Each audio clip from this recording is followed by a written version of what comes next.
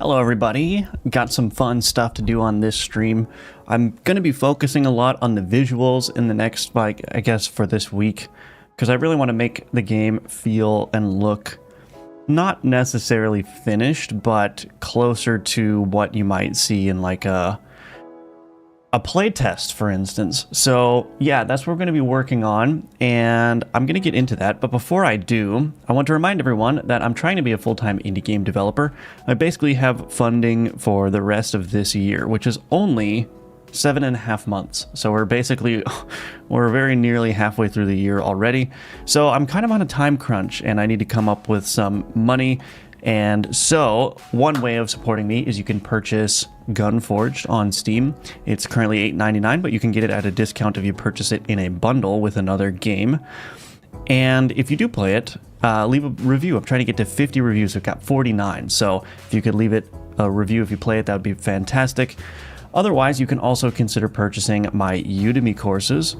This one here is the Survivor Style course, which is very popular. And Udemy routinely offers discounts on the courses, so your price here may vary, but check that out in the description below and purchase that if you're interested in learning how to build a complete game in the Godot engine. Also, you might want to subscribe to my newsletter. I haven't sent out a newsletter update in a while, but that is linked below as well. You could do that at my website because I will be sending related announcements to that email list. So whenever a playtest is available, whenever a Discord server might be available, and whenever a new multiplayer course might be available. So I think I am going to start on a multiplayer course very soon. And the reason for that is because I need some money, and I don't know if the game I'm currently making is going to be finished in a comfortable time frame. So if I take a couple of weeks and make a course, that should help me out and extend my runway quite a bit. So those are all the ways you could support me. And of course, you don't have to financially support me, obviously, but if you don't mind, you can like the video, subscribe to my channel, watch my other videos. That's a great way of supporting me as well, because the YouTube channel is a great way for me to grow and get my stuff out there. All right, all of those advertisements out of the way. Let's go ahead and say hello to everyone. Hello, Adam. Welcome back. Always good to see you. Nyron, welcome back again to you as well. Rory, I think this is your first time, at least in the chat, so great to see you. Welcome. Welcome, welcome. All right, so I'm going to show you, well, what do I have going on? Yeah, so visual stuff. So I actually ended up making a health globe for the enemy as well. So there are no more health bars in the game. I got rid of those completely. And I'll show you what the enemy health bar looks like real quick here. Here we go, and then villager, boom. So here's the enemy health globe. You can see I slid in here, and I've got a different frame decoration here. It's like a wing, so it looks a little bit more, I don't know, not dead like this skeletal hand over here. So why is this 60? That doesn't seem right. Okay, I'm gonna have to figure out what that's doing. But yeah, so there's the enemy health globe here, and yeah, check it out. So, yeah, I think it looks pretty good. The only thing, though, is that this is not disappearing when combat is over, so I need to figure out a way to do that. But the numbers, the combat numbers will still appear above the board because I think mostly the players are going to be looking at the boards instead of up here. And it would be awkward for the numbers to appear up here. So the numbers still appear over the board, and this needs to disappear now. So I want this to fade out as well. The problem is that the fade out shader that I have, which if I click on one of these, you'll see it, so fade out, that is a canvas group. Now, obviously, my enemy health globe, I cannot really, I mean, I guess I could make this a canvas group. But it's like a whole collection of nodes. These all need to be wrapped in a canvas group. So I think I'm actually going to make a little utility for myself that can take any node and make it, it can create a canvas group node with the proper material on it and add that child as a node and preserve the position. So that way I can just say, hey, fade this node out. It creates all those dependent nodes and then starts the fade out, and it doesn't change position or anything. So I should be able to do that. Unrecognized UID. Oh goodness, we've got a couple of things to address here, it looks like already. Is this going to be one of those streams where I just go off the rails immediately? Let's see. I'm just searching my code base for these UIDs. I don't know why is it? I don't know, Godot. Please tell me, what are you doing? Okay, well, it's fine. So that's the plan. Let me figure out why the player's health is 60, though. That's kind of concerning. Set max health.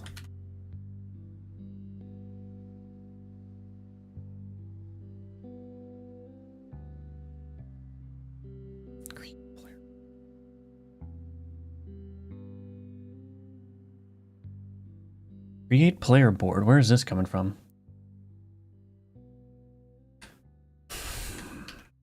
Health globe. Player board registered. Hello? Am I allowed to click on this? Something is going on here. Why can't I click on this? All right. Things are going off the rails immediately. Okay. Am I still working as a full-time engineer? I am not. No. But, I mean, there's a non-zero chance that depending on how this year goes, I might have to get a full-time job again before the end of the year, which will be fine. I mean, I don't want anyone to think like I'm not in any sort of like financial dire straits. The amount of money that I make this year is basically just going to depend on, or going to determine if I can continue to do this kind of thing full-time.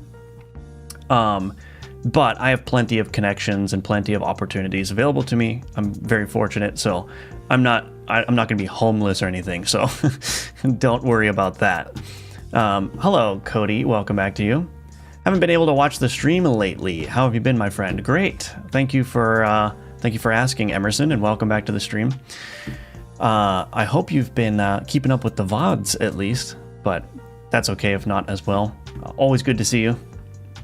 It's also part of the frame, so fading it out would have a gap in the frame, right? Or do you mean just fade out the orb? I'm going to fade out the frame with it as well. So it's going to fade out the whole thing. Drain animation, the text fades out, and when the enemy shows it, it has a fill animation and the text fades in. Yeah, I want to do animations for that for sure. I also am thinking about flashing the health globe, like the inner part, the liquid, flashing it when damage is taken. I definitely need to give it more oomph. It's a little bit flat right now. So we might experiment with some of that today. But let me see. Get board manager. Register player board. Where is this called?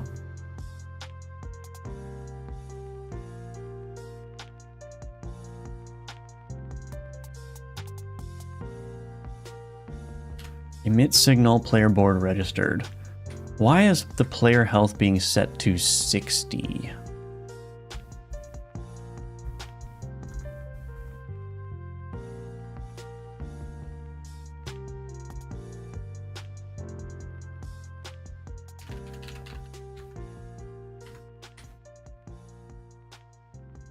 Set max health. Huh? What in the world? Why is it 60? Oh, wait.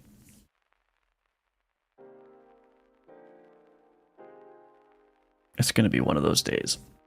It was 60 because I took 2 5 health increments when I was testing.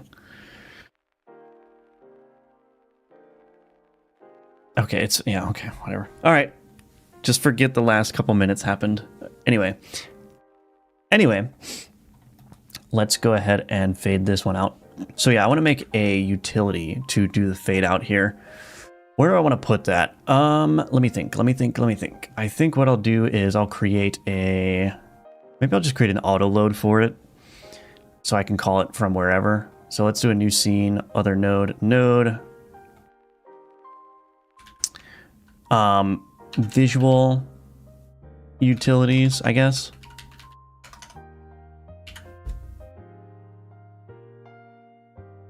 Scenes auto load, we'll save that in there. Scripts auto load, create that.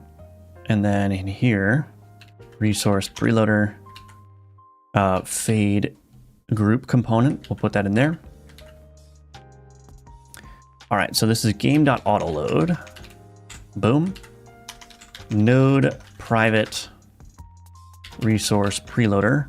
resource preloader, public void fade out, node 2D node. I'm also going to make it work with a public void. Actually, let's just do a regular node. Node. If node is control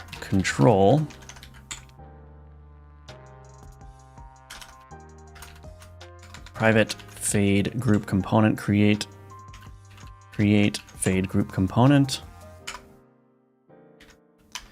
return resource preloader dot instance scene or null fade group component,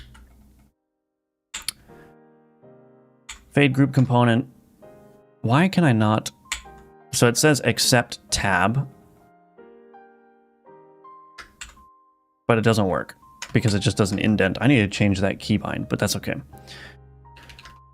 Component is equal to create fade group component, component dot add child. Let's do var position is equal to component dot global position, component dot add child control, control dot global position, or no, control dot position is equal to vector 2 dot 0, and then we're going to do component dot global position is equal to position, and then we're going to, oh wait, we need to do this.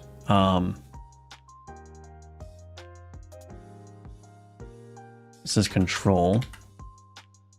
So var parent is equal to control.getParent.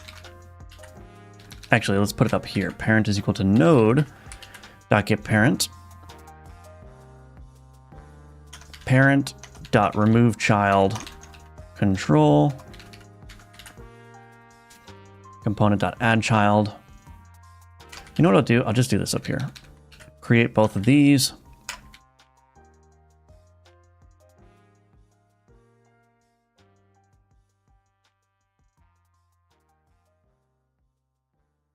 There's going to be some duplication here, I guess. I'll just assume that this is correct.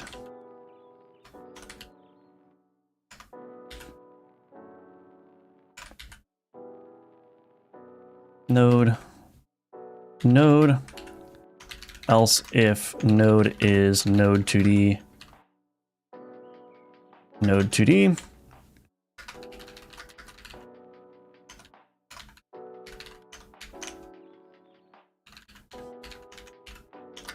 Vector 2.0 component.global position is equal to position. Okay, and then we can do component.fade play fade out. Now what does this do? Right, so I can await this. So I can free this afterwards. Or I could do, yeah, I think I need to do async.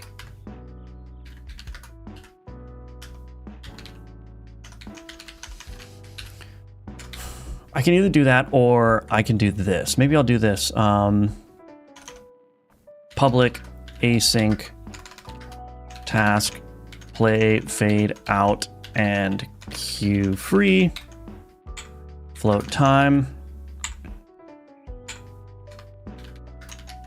wait play fade out queue free. Ow. Okay, so I'll just do that here. Await. I don't need to await this actually. I'll just do component play fade out and queue free. I don't need to make this async anymore. And I can just do this. Okay, so now I can just call fade out here. So now I got to get that to work with the enemy health globe. Where is that created? Game UI.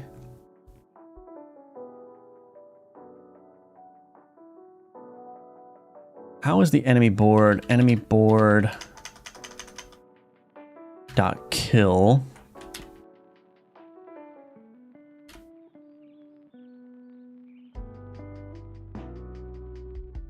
Add enemy board.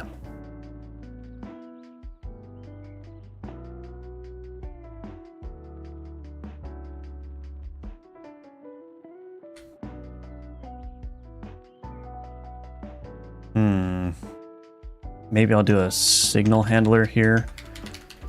Public delegate void kill initiated event handler. And then in my game UI here,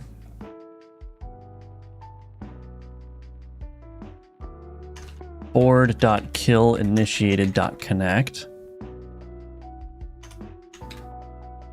Status component dot signal name. No.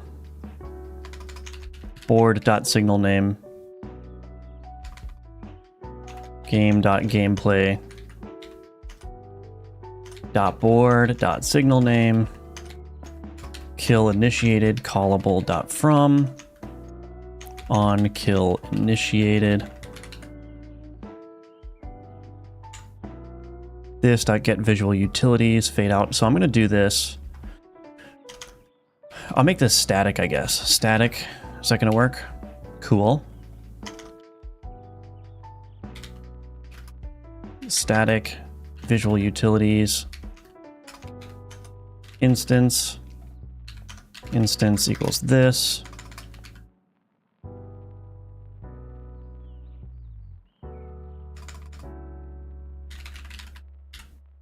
Okay, and then in here, I can do visual utilities dot fade out this. Okay, hopefully that works. And then in my run manager, oh, I need to do this. Emit signal kill initiated. All right. That should work, I think. I need to use game.autoload here. Okay, let's see what happens.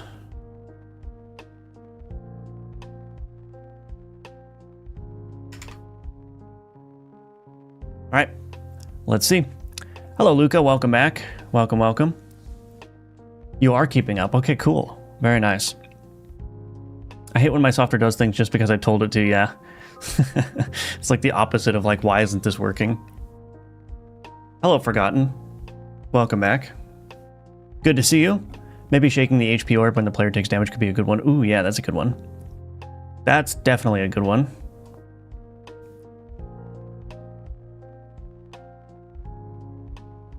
All right, let's go ahead and see what's going on here.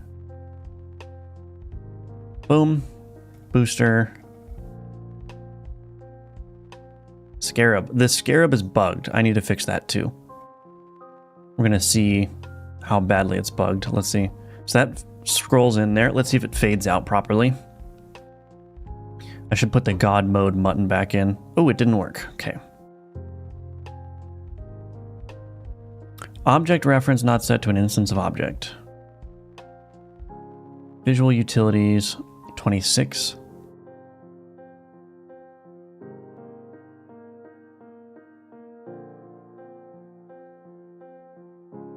Oh. Oops.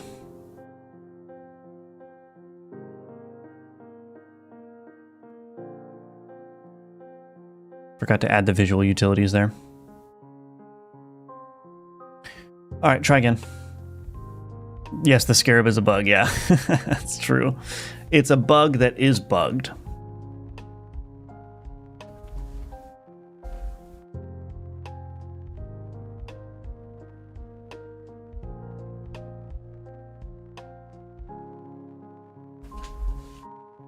It's a bug that is bugged. Put that there. Alchemized cards.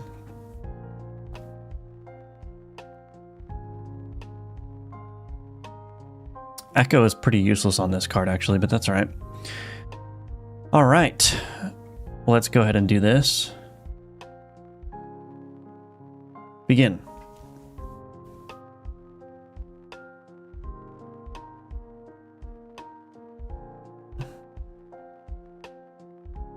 I like how it looks, though, the orbs. I think those are nice.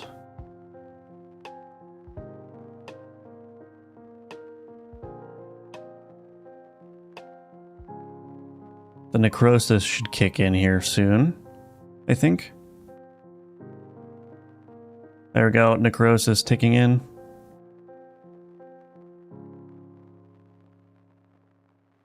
Oh, it disappeared. All right, we're gonna need a faster way of testing this. Oh, here's an error.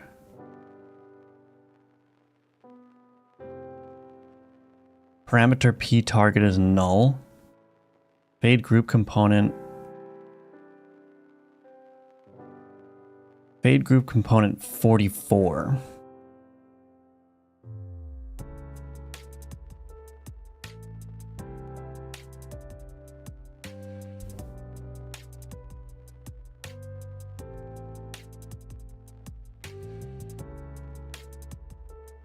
P target is null.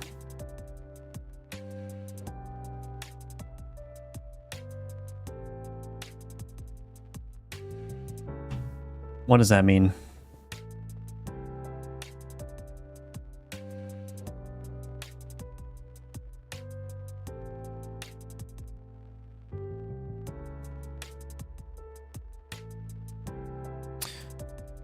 Let's see.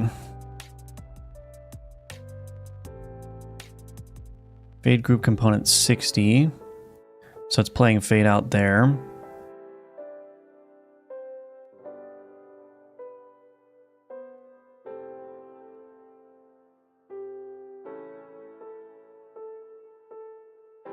Parameter P target is null. Why?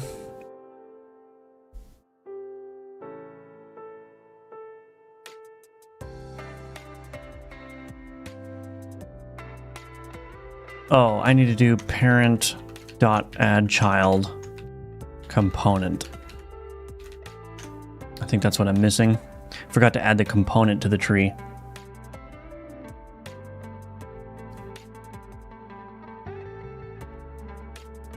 So, let's see. Yeah.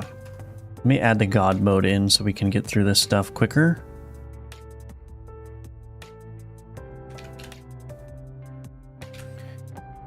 Yep. We'll see how it goes. Boom. Boom. I gotta reduce the number of events here. Max health increase. Okay. That's quick enough. Alright, here we go. Ooh, that did not work at all.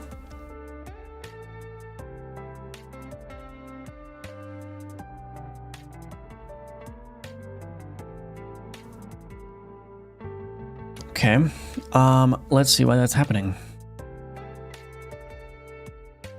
This might be tricky.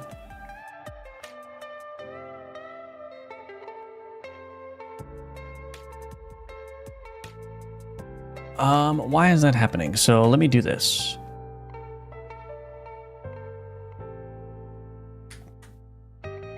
On kill initiated, let's do... I'm not passing in a time here. Let's just do 5 seconds so I can see what's going on here. No, there's like an artifact. I mean, it's kind of working, but there's some kind of weird artifact happening.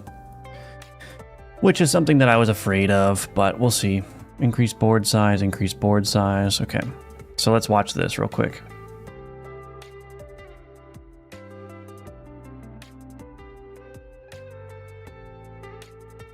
So yeah, there's some kind of issue happening here.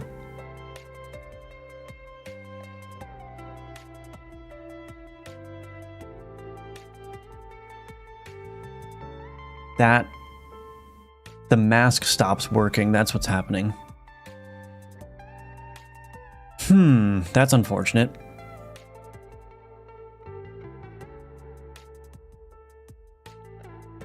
The mask stops working. The clip children. So in here, in this enemy health globe, there's a mask here which is set to clip children.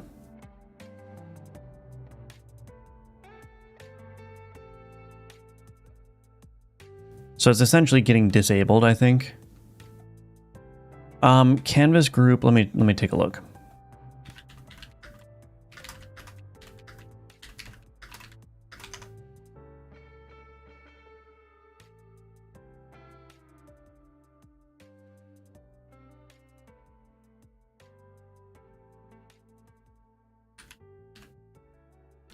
Let's look at the docs here. Since canvas group and canvas item clip children both utilize the back buffer, the children of a canvas group who have their clip children set to anything other than clip children disabled will not function correctly. Very nice. Okay.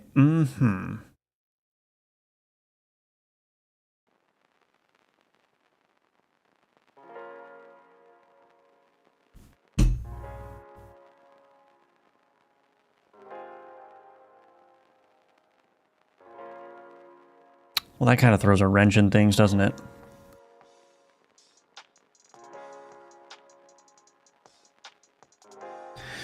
What is a workaround here?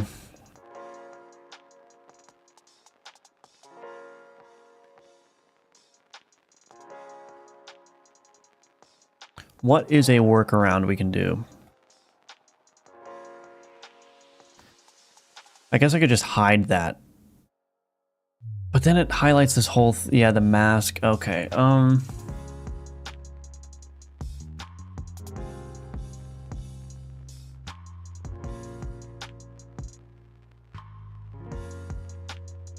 maybe what I'll do is I will, so it looks like the mask, this is being highlighted as well. So I think what I might have to do is just turn off the mask.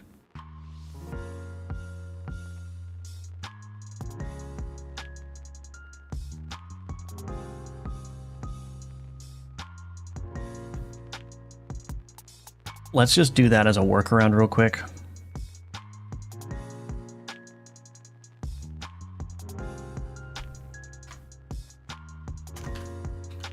Node private node 2D mask. On kill initiated, we'll do mask dot visible is equal to false, and then we'll fade out. That might be okay. I think the rest of it should work, but yeah, the clip children is not working, so we'll try that. We will try that. Hello, Turbo Shook. Welcome back. Good to see you again. Slides in, why not slide out? I could do a slide out. I just wanted to kind of match the fade. But if you guys think that the slide out looks better, then we can do that as well. So let's see.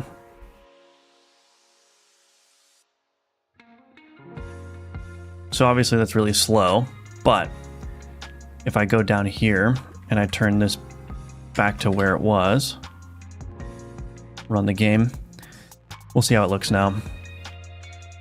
I can slide it out though, we can try that.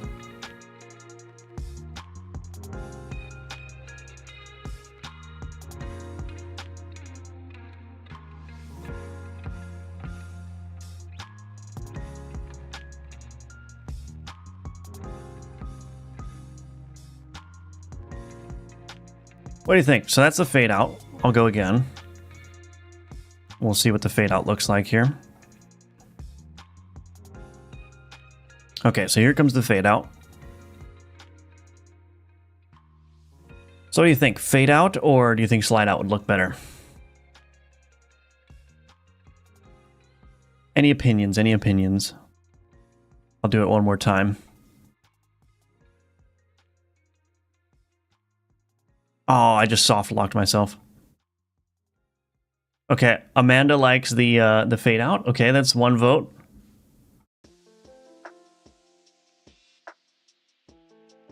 Welcome to the stream, by the way, Amanda. Good to see you.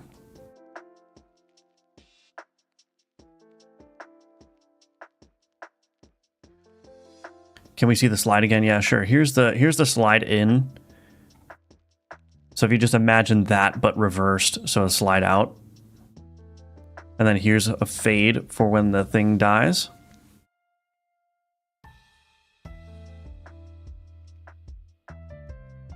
I think either one probably would look good. Let's not soft lock myself this time. Fade 100%. The fade out looks cool. Okay. All right. Looks like we got so far unanimous opinion on that. I think the slide out would look good too, but I think, yeah, since I'm fading the board out, fading the health out works too. Slide out looks too mechanical, yeah. I'm going to slide the enemy board in. So it's going to be slide in for the board and the health, and then fade out when it dies.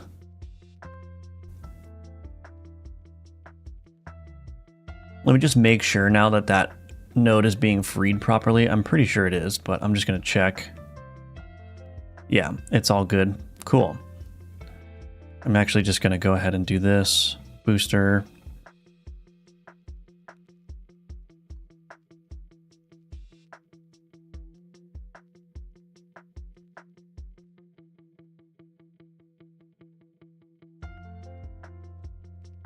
Oh, I just realized you can alchemize 2 cards together. That's cool. All right.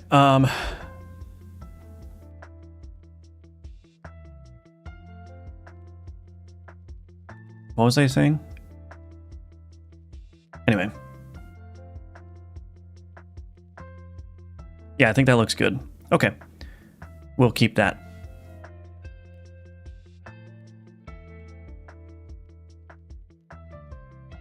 Okay, so fade out enemy health on death. Alrighty. Actually, let me look at what I've got written down here. Let's see.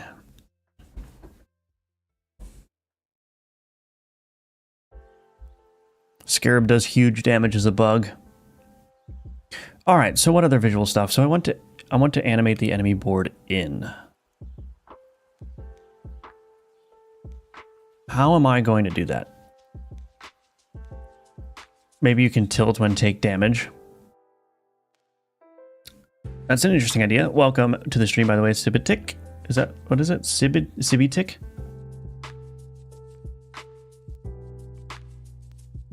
So now I gotta figure out how to do this board animation. Enemy board, stack, board. Right, so I think what I'll do is, in my game UI,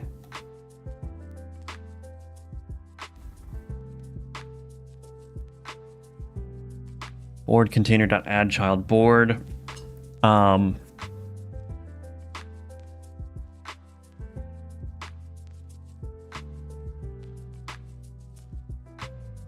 Add enemy board. Yeah, I think what I'll do is add board, add child. I think I'll just do a tween here. Maybe I'll do a tween for both. I'll just use this tween.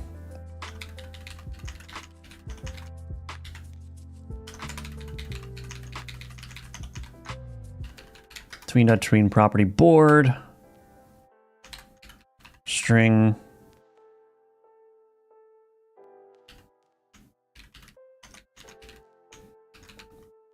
Property name dot position.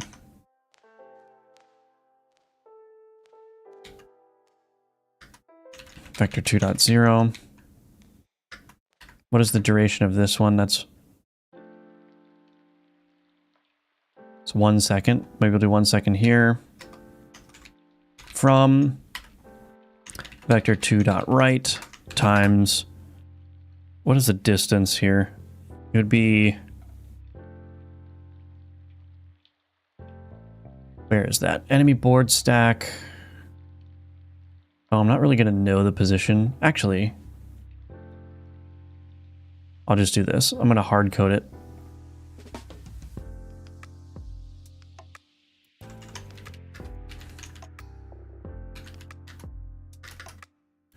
Is equal to 640 minus board dot global position dot x.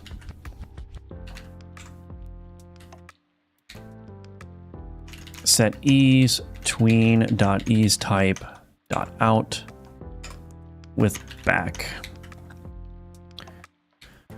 Let's see how that looks. So the board is going to slide in as well. Nope, didn't work.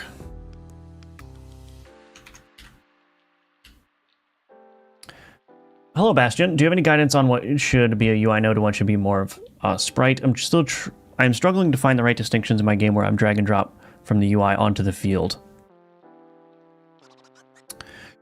So if you've got like a grid-based thing, I don't use the control nodes to handle the mouse events necessarily.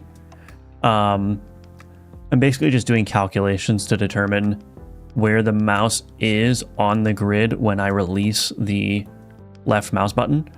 And I basically just determine, hey, if the mouse is on a valid grid, this is just a tile map here, a tile map layer.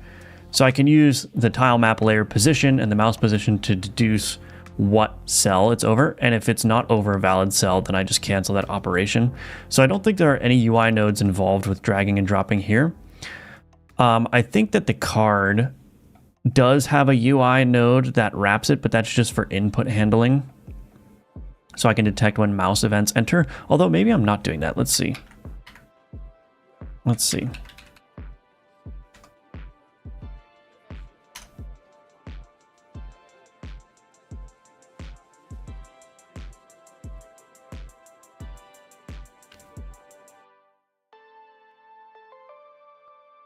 Oh, okay. So I'm literally just checking every card on the screen if the mouse is over it to determine if I can drag when I do an input. So I'm actually not using a UI node for handling this input. I'm just updating the hover state for each card in the process method.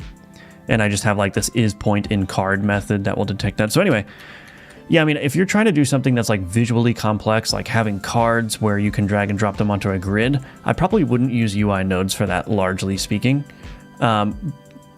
And I don't even use UI nodes even for this health globe here. I mean, it's partially UI nodes, but if you look at the health globe here, a lot of it is like, I'm just using sprites and positioning them correctly. So I guess to answer your question, it's kind of like, I think the answer is just whatever makes your job easiest. If you're going to have an easier time doing the things you need to do with a control node for whatever you're trying to do, then use a control node. But for things like complicated, like sprite layouts and stuff, I find that it's often easier just to use node 2Ds and to make those work rather than trying to stack a bunch of texture recs together and whatnot. So I don't know if that's helpful, but it's kind of like, yeah, you just kind of have to experiment with it and make a judgment call. There's no like hard and fast rule that I would use for that. Hello, Old Rod. Welcome back. Network linebacker. Glad to see people doing this. Awesome. Well, I'm glad you're here. I am glad you're here. So what did I do? Oh yeah, I was gonna test the animation in for the enemy. So let's see what happens when the enemy board comes in.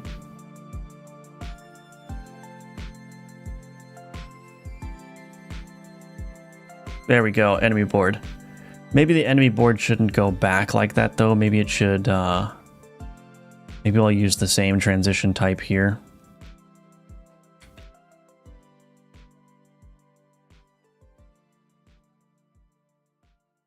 And we'll make this a slightly longer animation, so it lags behind the health globe a little bit.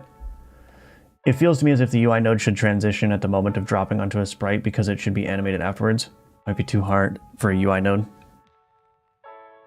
Should transition at the moment of dropping into a sprite. Oh, right. So you have a UI node for the control, for like the mouse control, and then you convert that to a node 2D for a sprite for animation purposes. You can certainly do that. It's just going to be, I think it's just going to be a little bit kind of messy either way. Okay, I don't like that. I think I'm going to make it snappier. 0.5.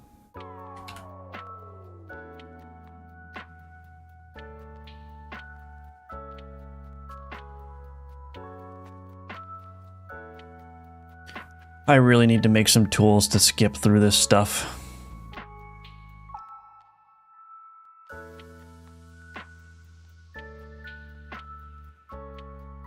Okay, I think that looks good. You know what? I might put the back now, since it's faster. I'm sorry, I keep going back and forth on this, but I want it to look nice. Nice-ish, at least. Yeah, you're welcome. You are welcome, Bastion. Goodness gracious. My hair. All right, let's see. Okay, that was too snappy. Goodness. That's the annoying thing about tweens is like they're very powerful, but especially in C#, it's like, I don't know what the tween necessarily looks like until I change some numbers, recompile, restart the game.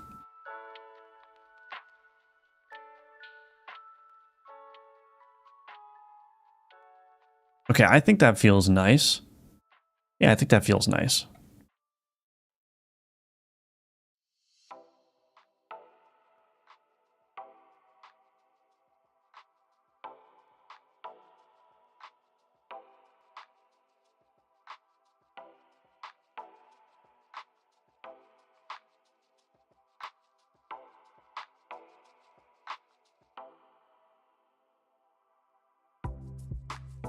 When that enemy board fades out, let me think. When that enemy board fades out, kill.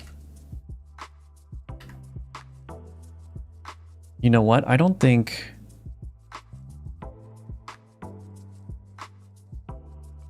Oh wait, let me go to my board inventory component.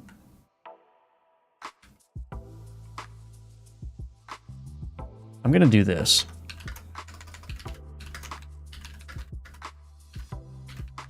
Notification pre-delete. I'm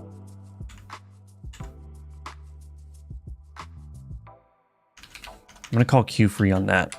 I think that I have an issue here where my card stats object is not being freed when the nodes are freed. Card node. And what I might also do is, just for safety purposes, yeah, so I'm setting the card stats to null here. So I mentioned it on the stream earlier, there's a little bit of a wonkiness here with reference counting in Godot, where if there's like a circular reference, the garbage collector won't work. And so, yeah, I think... So basically I have a card object, which is the node representation of a card, but then I have a card stats object, which is just kind of like a data container about the card that can be passed around. So the card node is actually created. A card node is actually created in the card stats object. So the card stats is the object that I'm passing around everywhere. And then the node is sort of just like tagging along as like a secondary thing to the card stats. But the problem is the card node contains a reference to the card stats. And the card stats contains a reference to the card node. So I think there's a circular reference issue there, which is just going to prevent garbage collection. So I just need to make sure that things are being garbage collected properly by breaking those circular references. So I'm just going to make sure that change that I made works.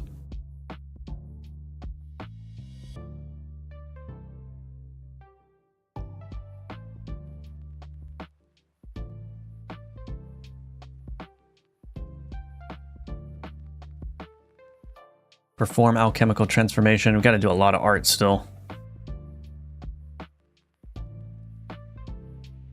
Okay. Hopefully that works. Hopefully that works. I'm not actually doing any profiling or anything, so it's just kind of like a crapshoot. Anyway, it's fine. Okay, I think that looks fine. Animate enemy board in. All right, so what other stuff? I mean, there's a lot of animation work to do here. I do want to work on the health globe effects.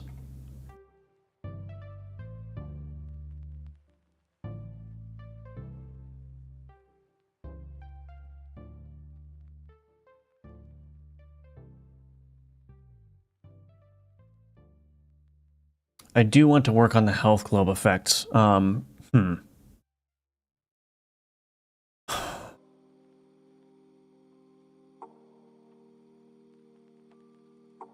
So the problem is, if I want to flash the health globe when damage is taken, I could do that with the shader, but I'd have to use a canvas group shader, which is not going to work when I add it as a canvas group when it fades out. So what I might have to do is actually swap the textures out when a flash happens. So I need to change the color of these things by using a new texture, and then also change the texture of this.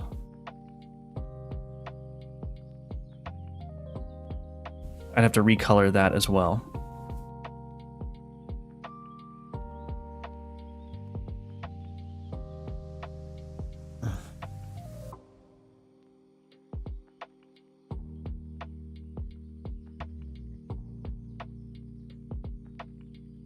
I'm kind of tempted to try that. Let's go ahead and try it.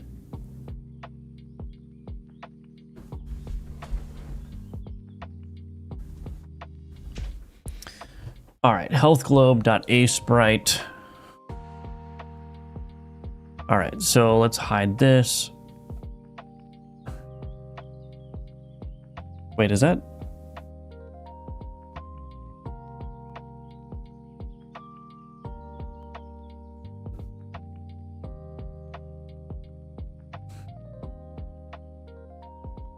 What?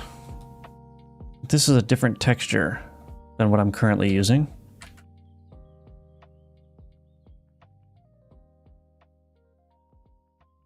Oh, that's not good.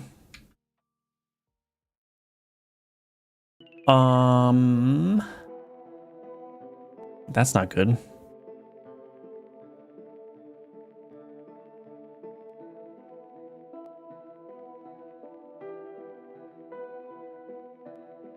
Okay, I'll just take this. And I'll put this in the health glow. Oh, did that open in a different window? It did. It did. It's okay. There we go. So put that back. That's the outer, that's the mask. Okay, so in the inner here, we're basically going to need to duplicate this and make it inner highlight. And what I'm essentially going to do is just do this, highlight that, and then use like a green for this part, and then blue for this part. So that's what it's going to look like when it's flashed.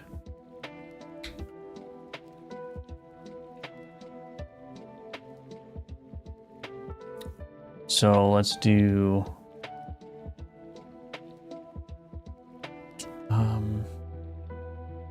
does this need to be trimmed? 43 by 43. Yeah, it does need to be trimmed. Okay. Script, export layers.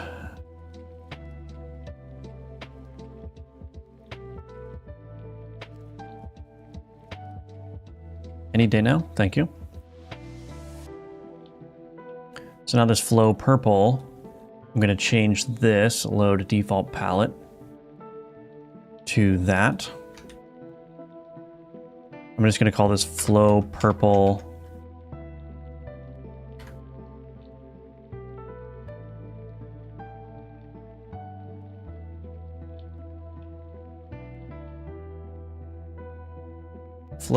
highlight.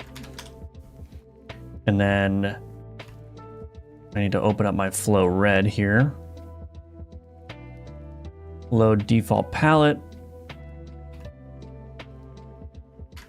Flow red highlight.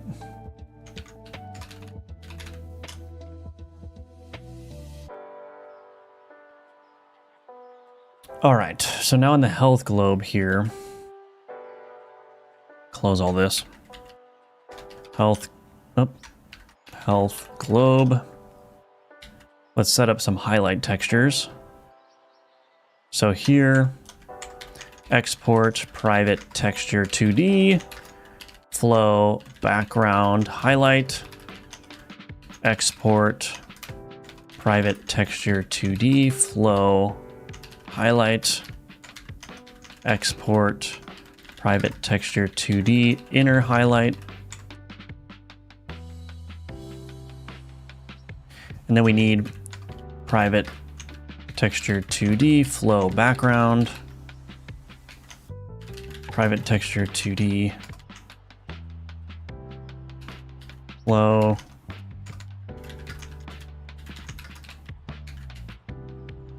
okay, so on ready,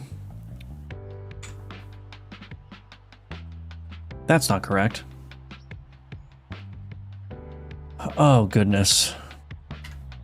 Let's rename this to flow background, flow foreground.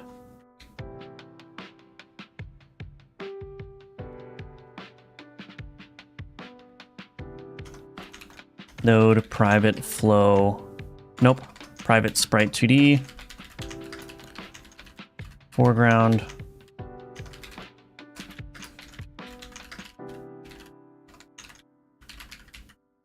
Oops. So this needs to probably be called texture. Texture. Rename this to texture as well. Flow background texture is equal to flow background dot texture. Flow foreground.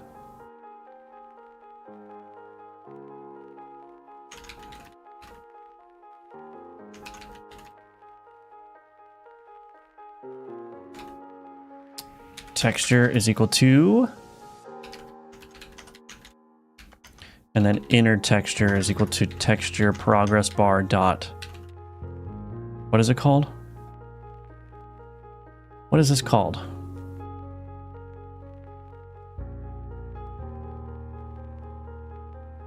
Texture progress.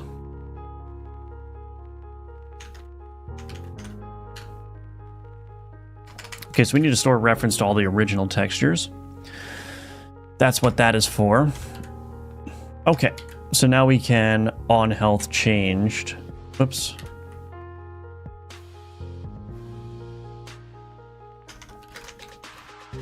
Health state is damage. Then we're gonna do the flashing here. It's always crazy how exponentially cooler this looks with even just a tiny bit more juice. Yeah, it does. Yeah, it's juice makes a game for sure. So in your board grid, are you using wrapped UI nodes? How does this impact resizing in the window, etc.? No, the board grid is purely node 2D, I think. Board. So there's a tile map layer here, which is what the tiles are. So those are the visual tiles. And then there's just a cards node 2D here. And whenever a card gets added to the cards node here, it just gets snapped to whatever board position it's on. So there's a board inventory component. This component is the logical data. Or so this just manages like, here's where all of the cards are on the board in terms of like, where's their vector 2i position.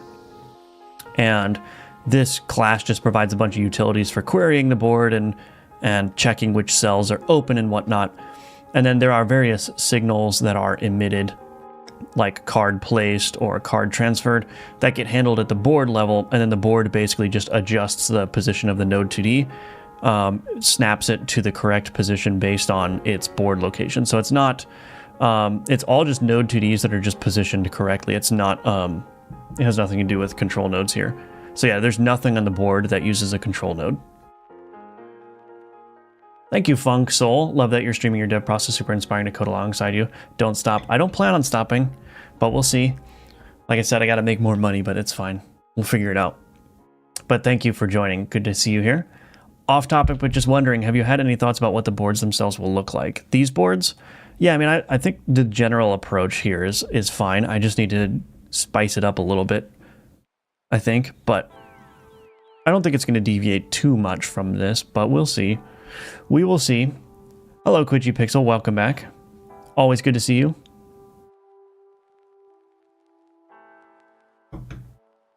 Okay, so now that we've got these all set up, I'm actually going to just build this, and then this is a very complex, I guess it's not terribly complex, but all right, so now I'm going to put my textures in here. Flow background highlight, flow foreground highlight, and inner highlight here. There's my textures. Okay, so now in my health globe, what I want to do is in here, I want to set up a tween.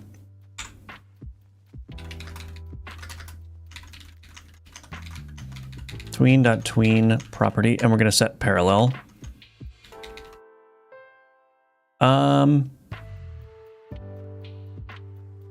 Actually, we're going to want to probably create, well, let's do this tween.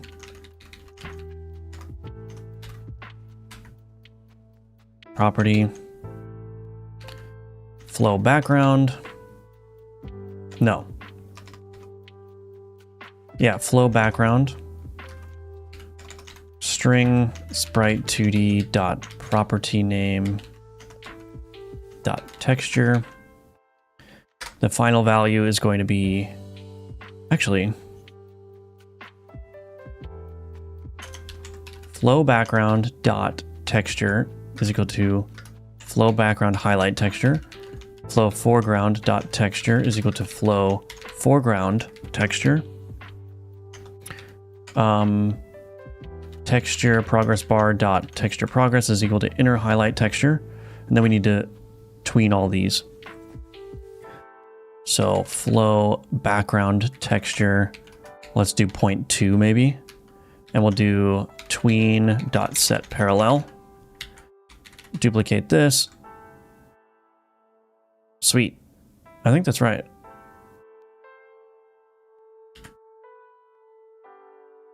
Cool. I need to also, so the enemy health globe is just different enough where it's reoriented and it's got a different frame that I actually just duplicated the scene. I'm not using inheritance at all, but they're using the same script. So that is a problem because now I need to make sure that I'm duplicating all the changes, which is a little bit not ideal, but I think in my judgment, it was going to be a lot more difficult to try to use an inherited scene and flip the orientation of everything around. And so I'm just going to deal with the fact that there's duplication here that I need to manually synchronize, but that's fine.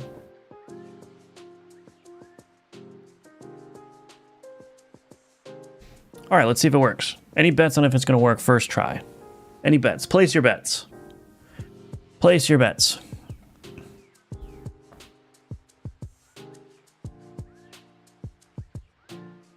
Any bets?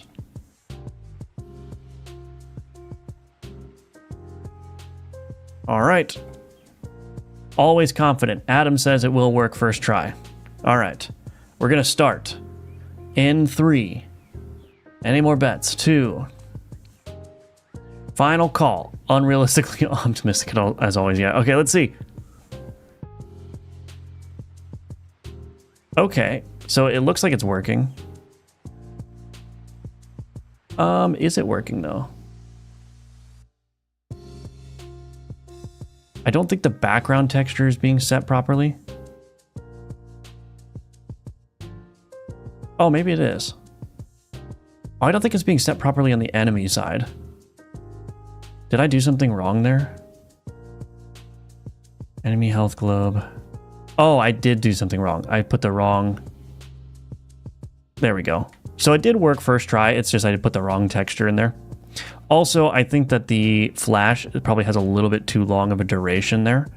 So I'm going to just turn this down to 0.1. So just a very brief flash, just to add some oomph, as the kids might say, some oomph.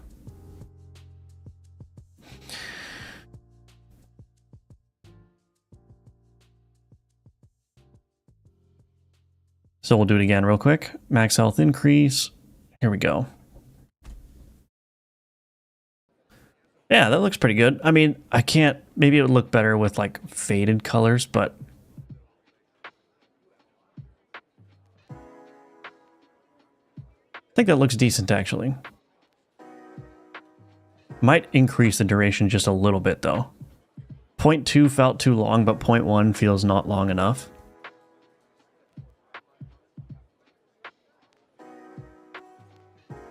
Yeah, I think what I'll do is maybe 0.15 instead.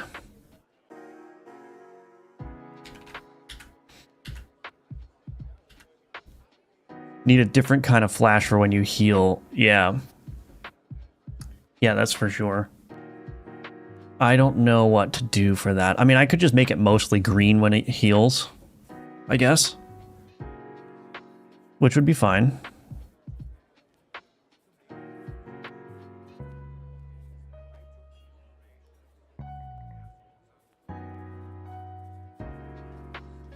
Obviously, I need to fix that UI. This is going to echo 2 times.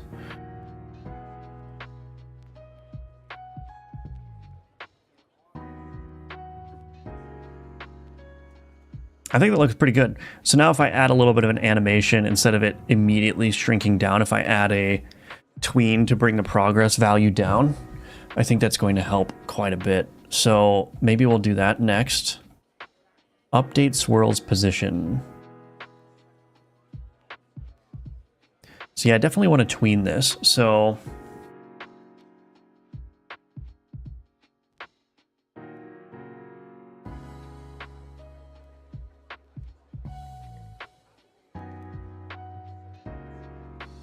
let's do this. Let me stage what I have at least. All right, so private tween, health. I just call it health tween, I guess.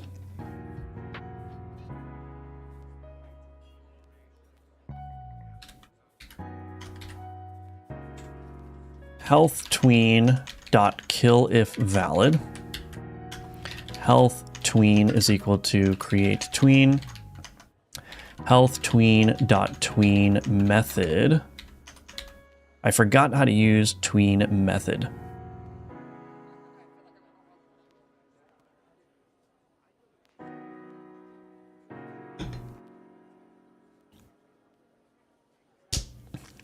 Yeah, I forgot how to use tween method. Let's see.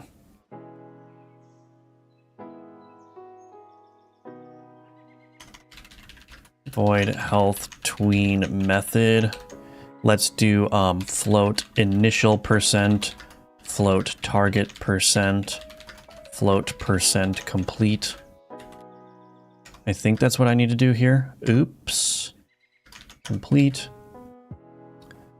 Callable dot from.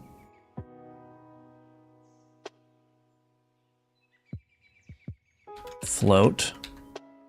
So this is kind of weird. I'm going to use a lambda here.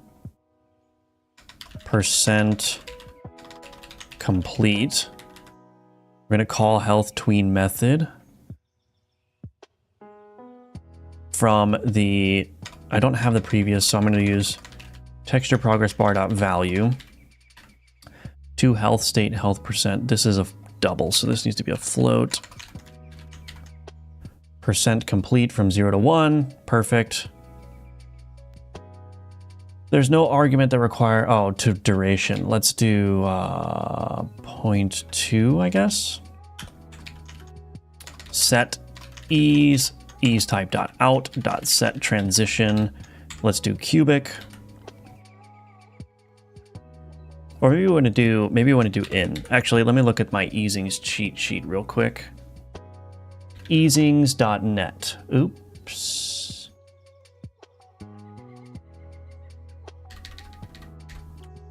Let's do ease in cubic here. No, I want to do ease out cubic. Yeah. I had it right the first time. Ease out cubic.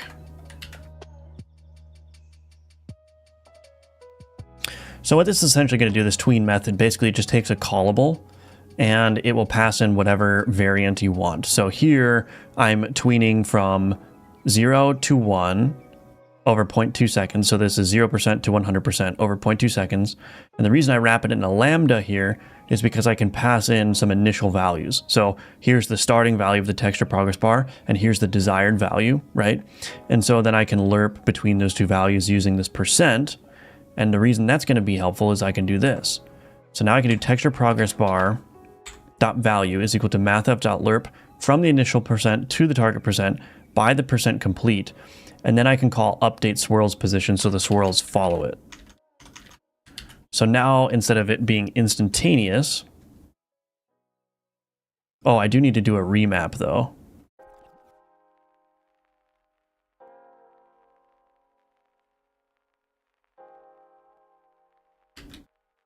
So I need to do, so the reason I have a remap in here is because I actually don't fill the health bar up fully when the health is full. It's actually the texture progress bar only ever maxes out at 0.85. So 85% full. And the reason for that is so that I can see the swirls at the top. So I just do a remap. So I remap from 0 to 1 from 0 to 80.85. So 0 to 0.85 becomes the new 0 to 100%. But I need to make sure to include that remap there. And then, yeah, so this should work. This needs to go away. This needs to go away. So now this is all going to be handled by that tween. And we will see if that works. A green flash. Yeah, green flash for the health would work for sure. Might look like your health is poisoned though, come to think about it. Yeah, and I actually was thinking about making the player health green by default. So the player health would be green and then the enemy health would be red. Because if you're supposed to be like a necromancer, lich, alchemist kind of thing, I think it makes more sense for it to be green, but then I have to change the health and stuff. I don't know. We'll think about it. Anyway, let's see if this tween works.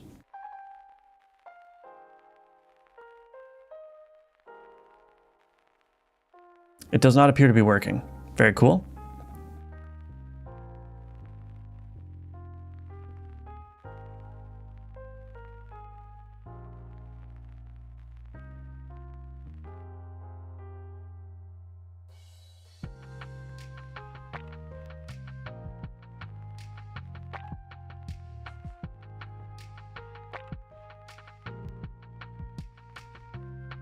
Oh my, the wind has really kicked up over here. What is going on?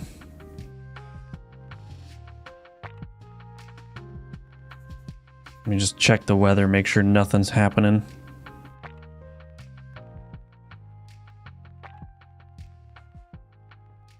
Okay, anyway, so why is this not working? I'm gonna turn up this number, do it over 1 second. It seems to be changing instantly though. Initial health percent, health state health percent, percent complete.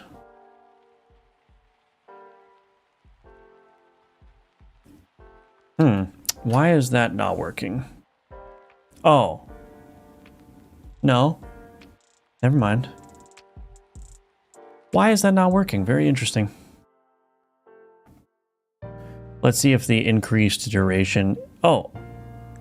That animated, right?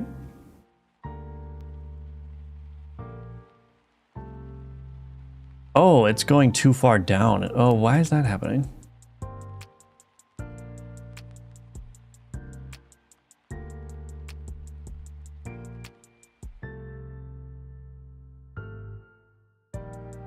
Something is very wrong here. Oh, the texture progress bar. Oh, because this is a remapped value. That's probably why it... Okay. That's probably why.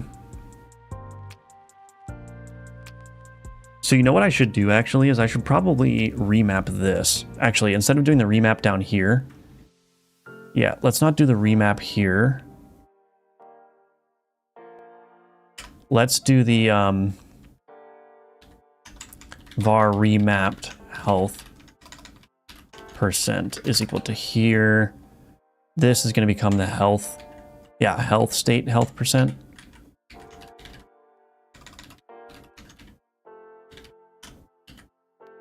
And then this is going to be the remapped health percent. Okay, I think that should be fine. So now this texture progress bar dot value can be equal to that. All right, I think that's going to work.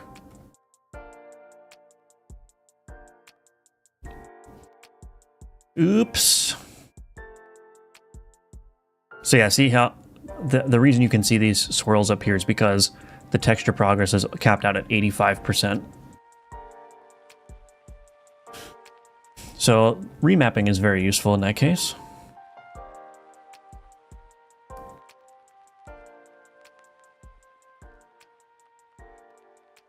There we go. Now that does look rather fast to me, and I don't know why.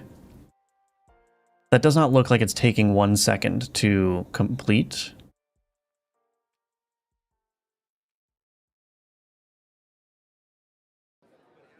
That is definitely not 1 second.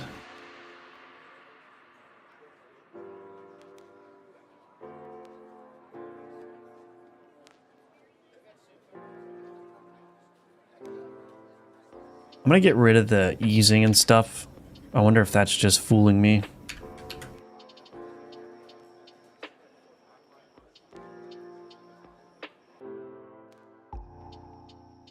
Oh, you know what? this value is probably changing every time it gets called. That's probably what it is. I think what I need to do is store the initial percent. That's probably what I need to do.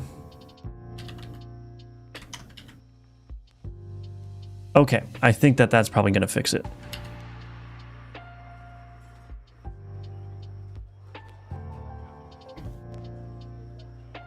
That's probably going to fix it.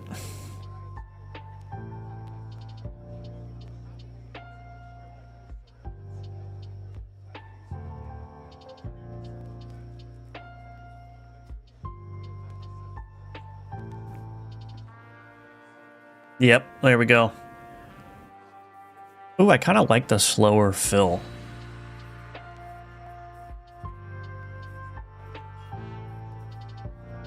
That looks much nicer. Okay, I might... I'll turn it. I mean, it's a little bit too slow, but I think I'll keep it at like 0.5 seconds.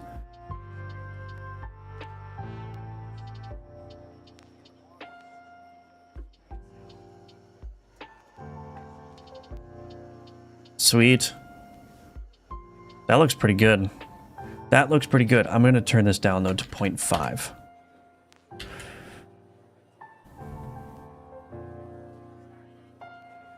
I'm liking how that looks.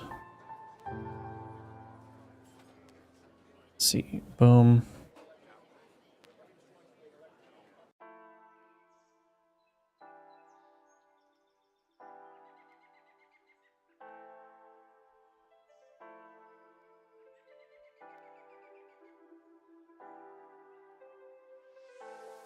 Yeah, that looks great.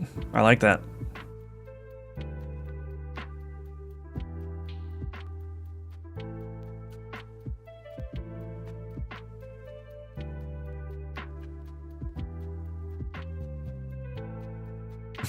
Very cool. Alrighty. What do we think? How's it looking?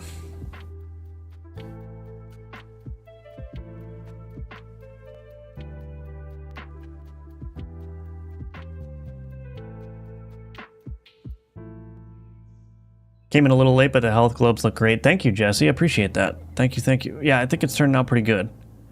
I think it's turning out pretty good.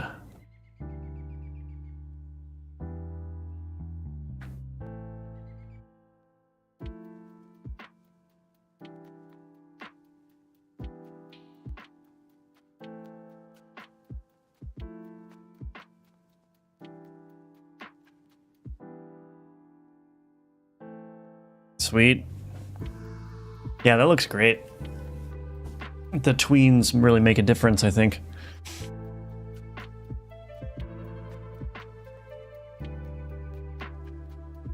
Alchemized cards. Let's do these two. Oh, adjacent minion.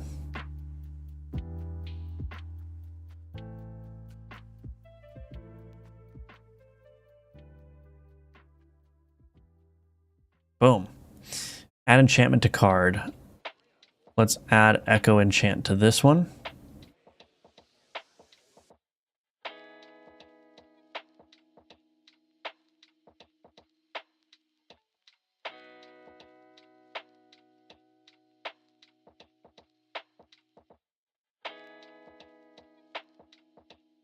Nice.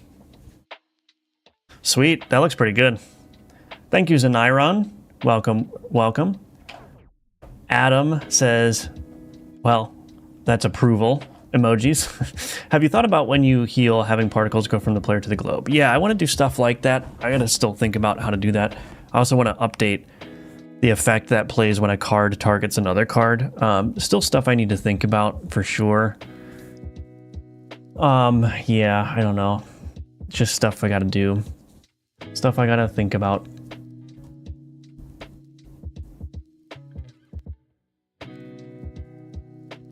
I gotta sell some of these things. Get out of here.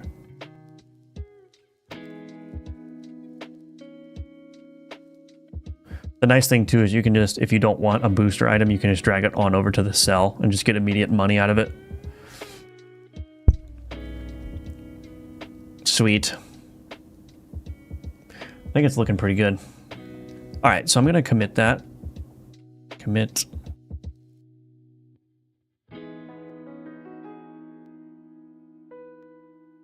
Health globe animations. Alrighty. So now, I mean, there's a lot of stuff that I could do visually still. There's a lot of stuff I could do visually still.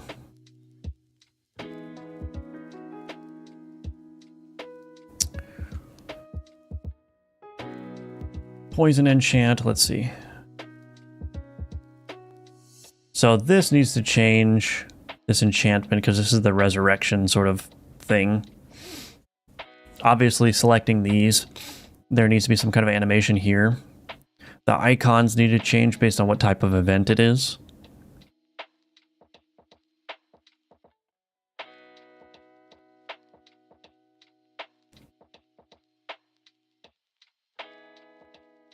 This obviously needs work.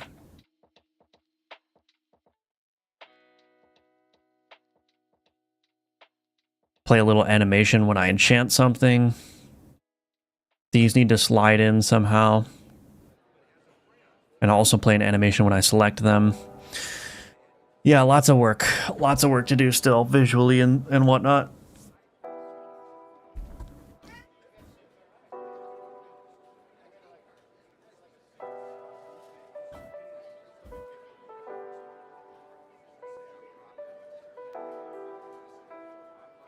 I do like how those health globes turned out, though. So, let me think. I don't know. Do I want to continue doing visual work here? I think what I might do is... I'm kind of itching to do a new card. Because I haven't done one in a while. I do need to fix the bug with the scarab, too.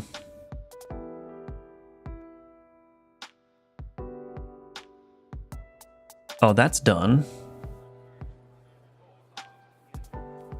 That's done as well. Ooh, very nice.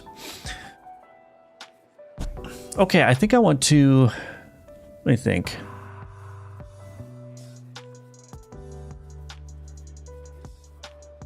Should probably add a bunch of new villager cards too. Okay, well, I'm going to take a quick 2-minute break, and then when I come back, I'll probably work on some cards. I need to work on some enemy cards for sure. There's not a whole lot of enemy variety right now, which is a problem, so I want to fix that. So we have all these enemy art ideas here, and again, the enemy faction is basically just like villagers, clergy, monarchy. Think of like medieval kind of stuff. So yeah.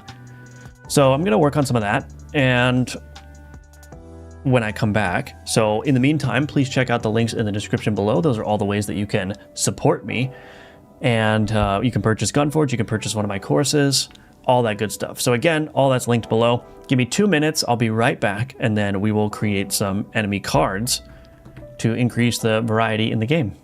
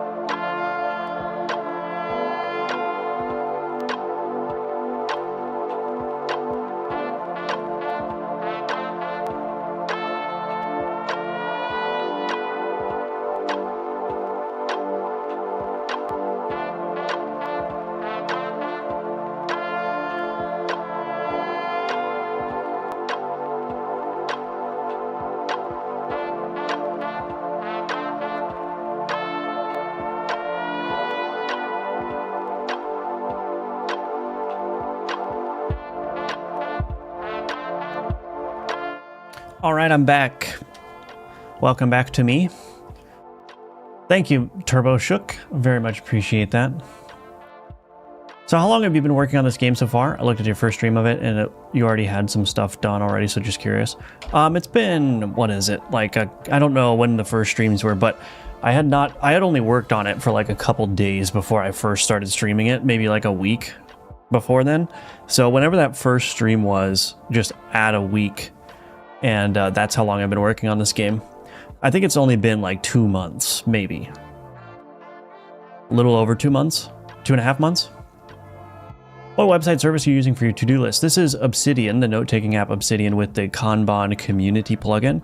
It's a local app that stores all your data locally, and it's free. So that's why I like it. Oh yeah, that's true, yeah. I do have a video, which also blew up. That tools video has like 130,000 views or something, which is like, I wasn't even paying attention. I was like, why is this? Anyway, people like it, I guess. I'm glad it's helpful. Hello, Diozoid. Good to see you. All right, so what do we want to draw here? Let's take stock of what my enemy cards are. So I'm going to open up this board configuration editor here, and we'll take a gander. So I've got a villager that deals damage. I got prayer beads that heal 4. I've got mutton that heals 10. So this mutton, I'm going to change that. So what I want to avoid is having like, this is a 1-cell card. It occupies 1 cell. This occupies 1 cell.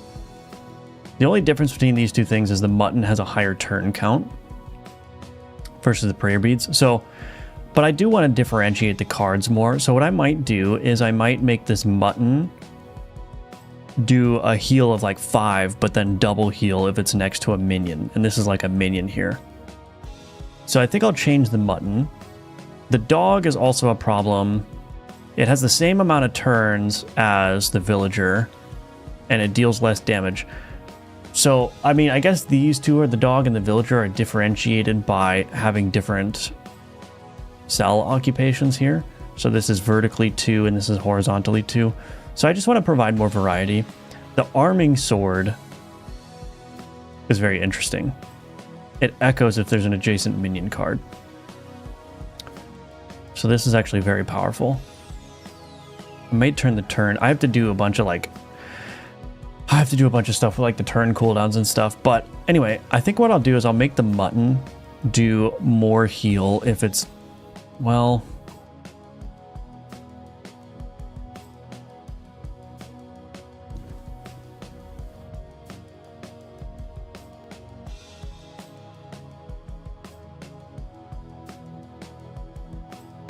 sorry, my cat just made a weird noise. Come here.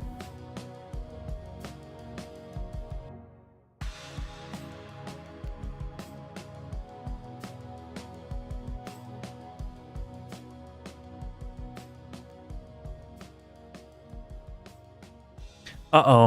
I think he might puke. Hold on. Come here.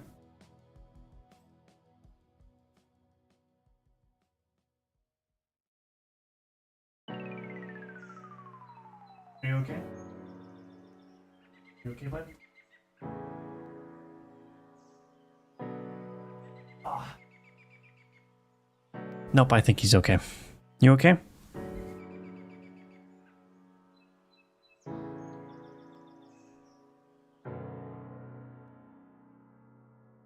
Okay. All right. Well, anyway, continuing on. So maybe I'll change the mutton, but maybe not.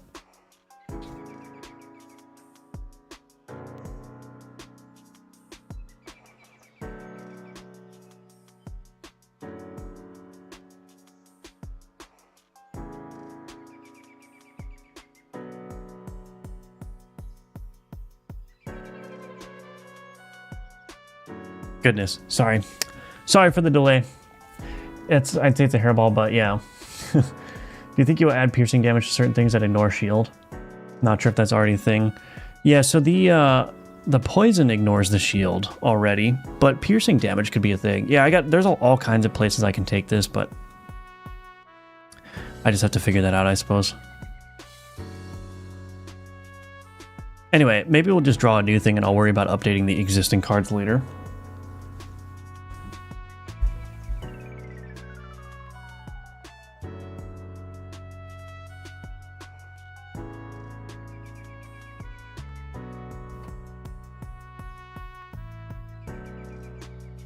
All right, well, whatever. Okay. Hopefully he doesn't puke anywhere. Goodness. Animals.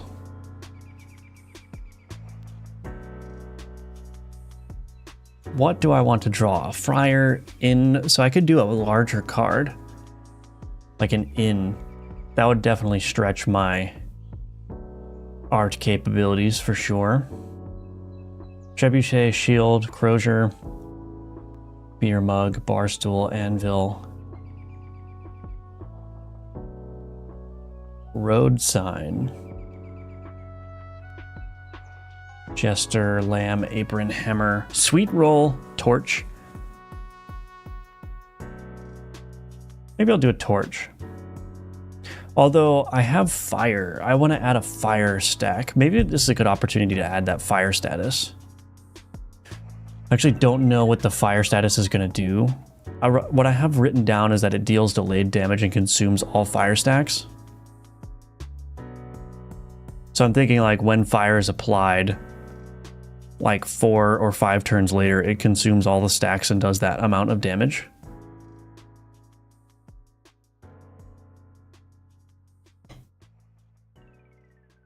So maybe we'll do that. So Ace Bright, file open.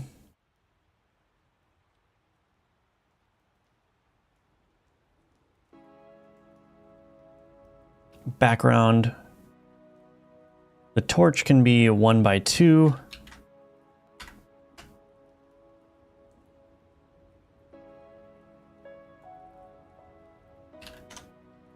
Torch. Torch.png. Okay. Load default palette.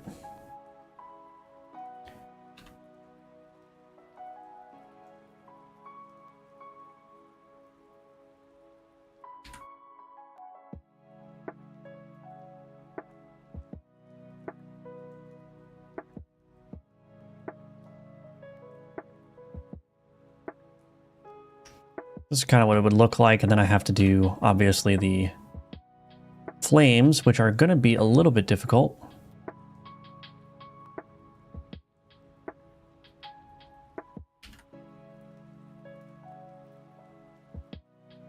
Okay, maybe I'll do... There we go, that looks pretty good.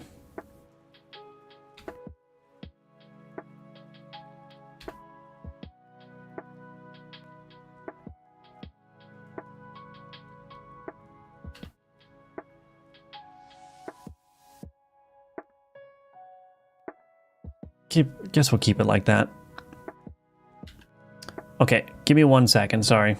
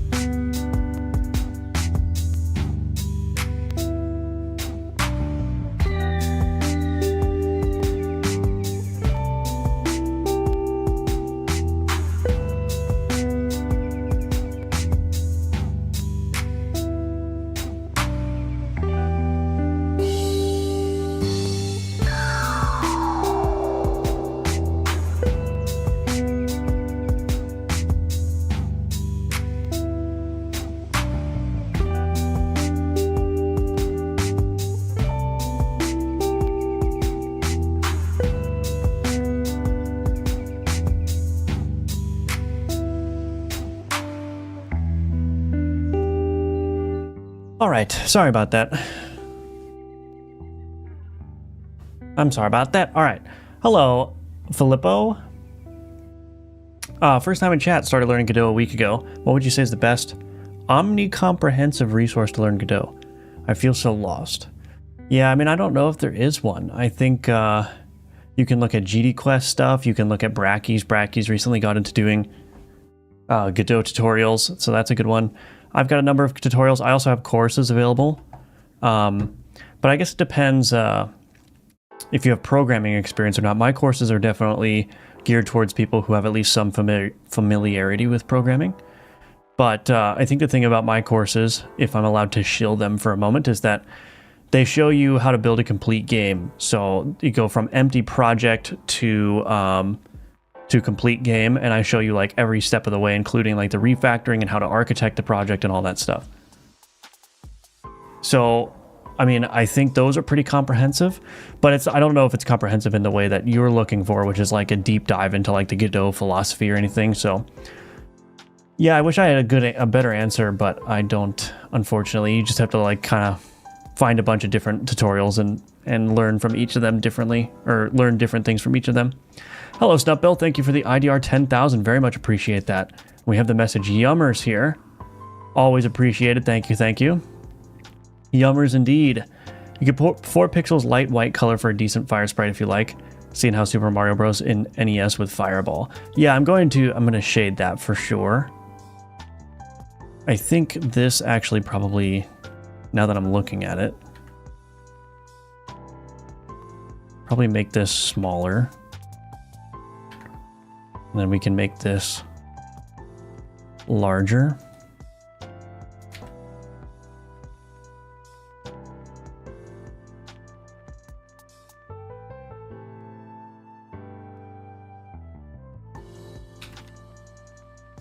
There we go. I think that looks pretty good.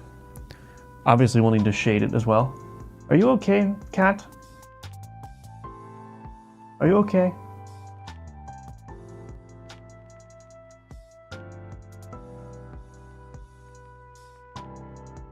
I don't think the cat is feeling well.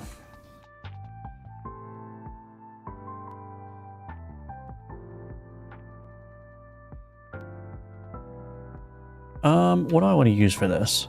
That's a good color.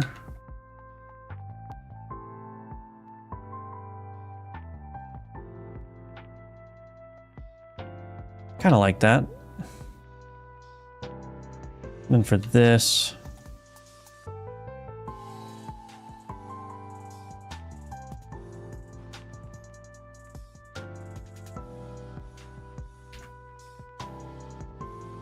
I know I guess the flame kind of needs to be behind it, so maybe I can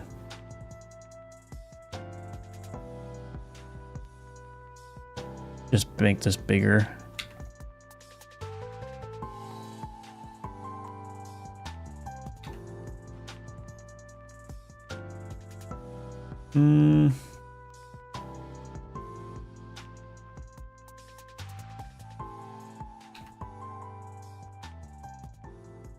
Actually, I wonder if what I had before was fine, but I just bring this down.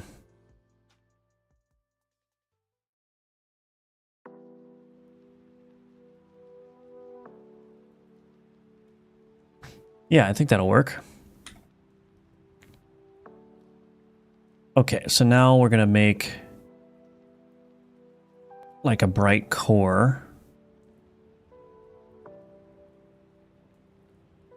Like so. And then as we get to the top here, just do that.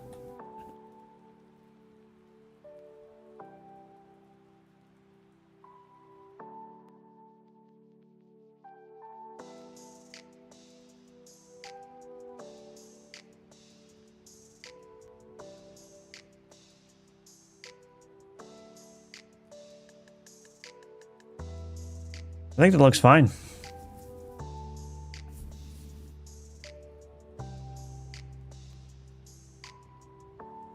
Yeah, I think that looks fine. I guess I'll have to check multiple resources and mesh the knowledge together. I'll check out your courses on Udemy. Thanks for the kind reply. You're welcome. Thank you for joining. Do you make all the animations on Sprite, or are there ways to make simple transform animations directly in Godot? Yeah, I don't do frame-by-frame animations in my games. I will use the animation player. So usually what I do for Gunforged, at least what I did... Hold on a second again. Come here, bud. Come here.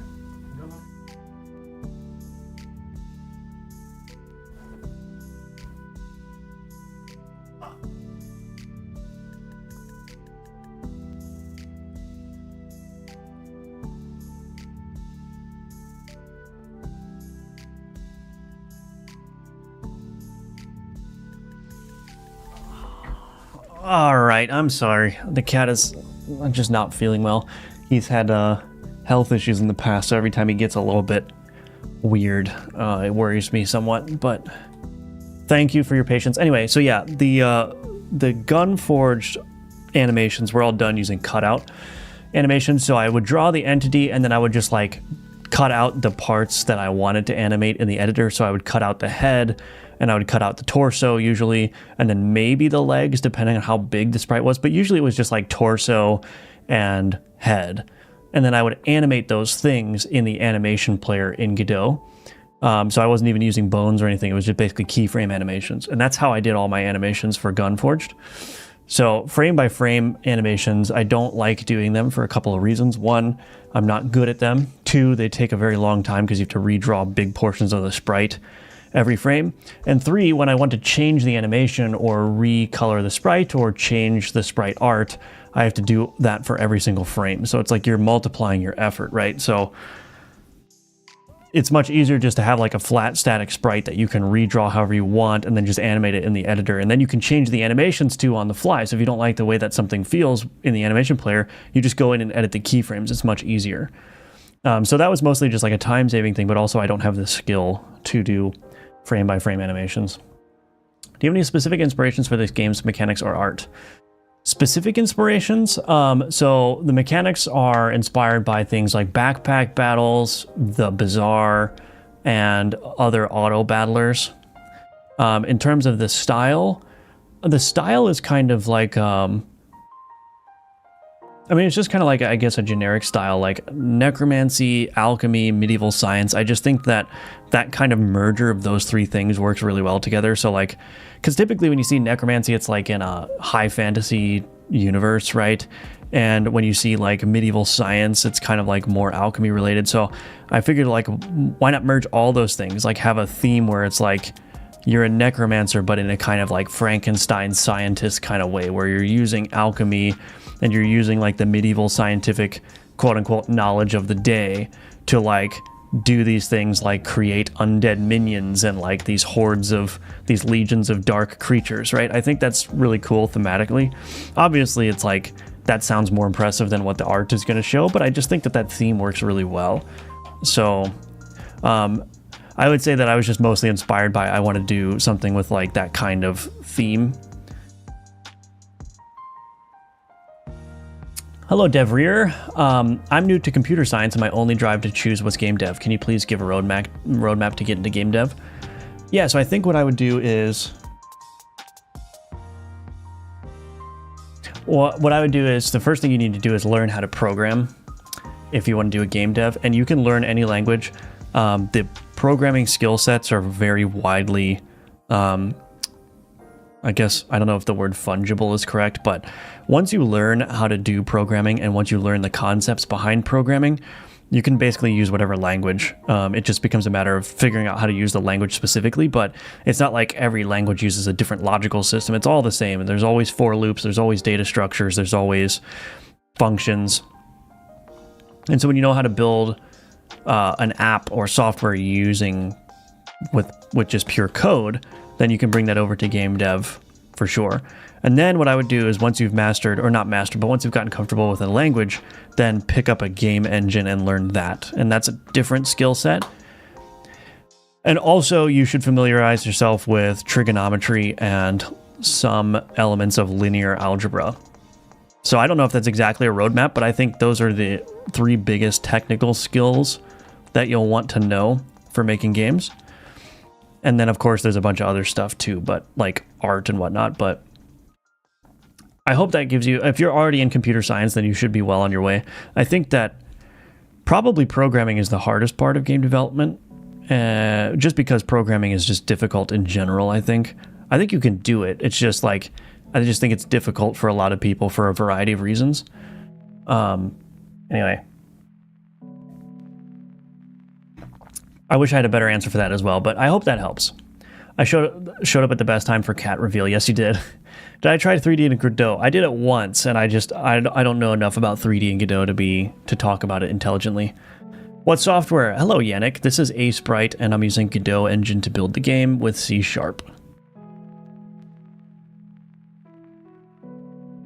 Have you even checked out Loop Hero? Probably only Auto Battler I played. Yeah, I have played a Loop Hero. I have to say I was not super gripped by Loop Hero. I think I played like 1 or 2 runs and then I was done. But I do like the art in that game. That's one of the main reasons I got it, because I wanted to look at the pixel art. Would not recommend JavaScript as very specific to web dev quirks. Yeah, JavaScript is a little bit quirky for sure. Okay, I think I like this torch. So we got the torch, so I'm going to save that. And let's create a torch thing.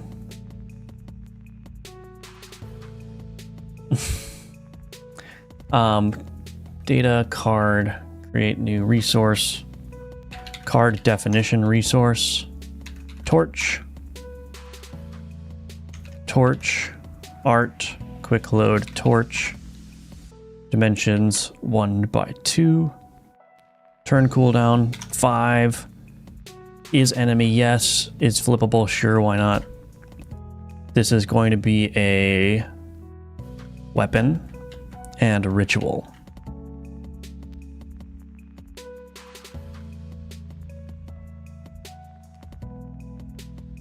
All right, so we want to add a burn status for this, but I'm going to ask the AI, create a new class implementing or extending base card called torch. Do not do anything else.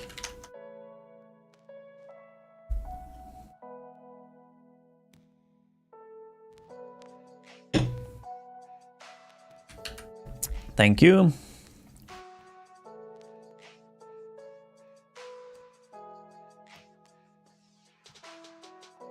All right, so we need simple fire. So let's create a fire ability. And I'll just copy poison here and paste this here. Rename fire. Loop Hero OST goes hard though. Does it? I don't remember it.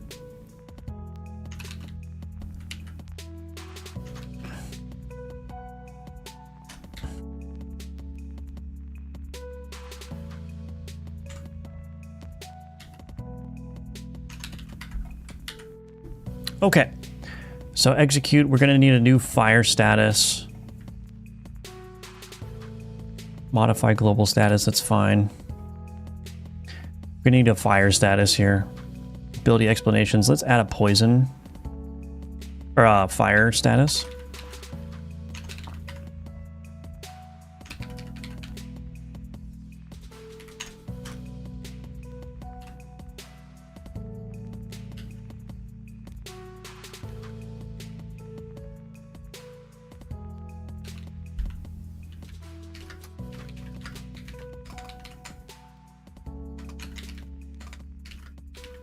Deals damage equal to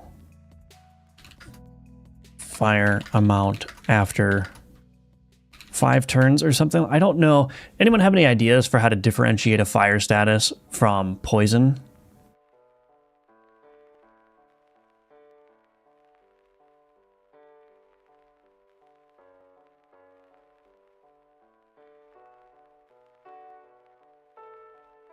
If you have any ideas for how to make fire a little bit more unique of a status effect, I'm all ears. But let's go ahead and create a fire status real quick. Copy, paste, rename, fire status, turn duration plus equal stacks or equal stacks. So execute.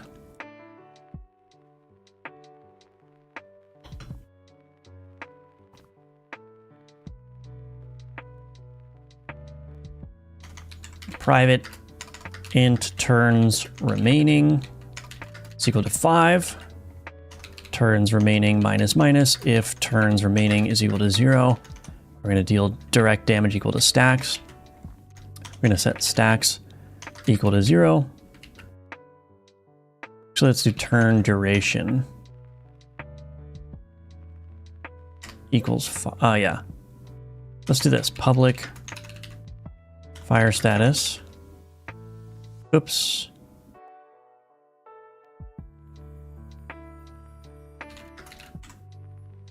Turn duration is equal to 5.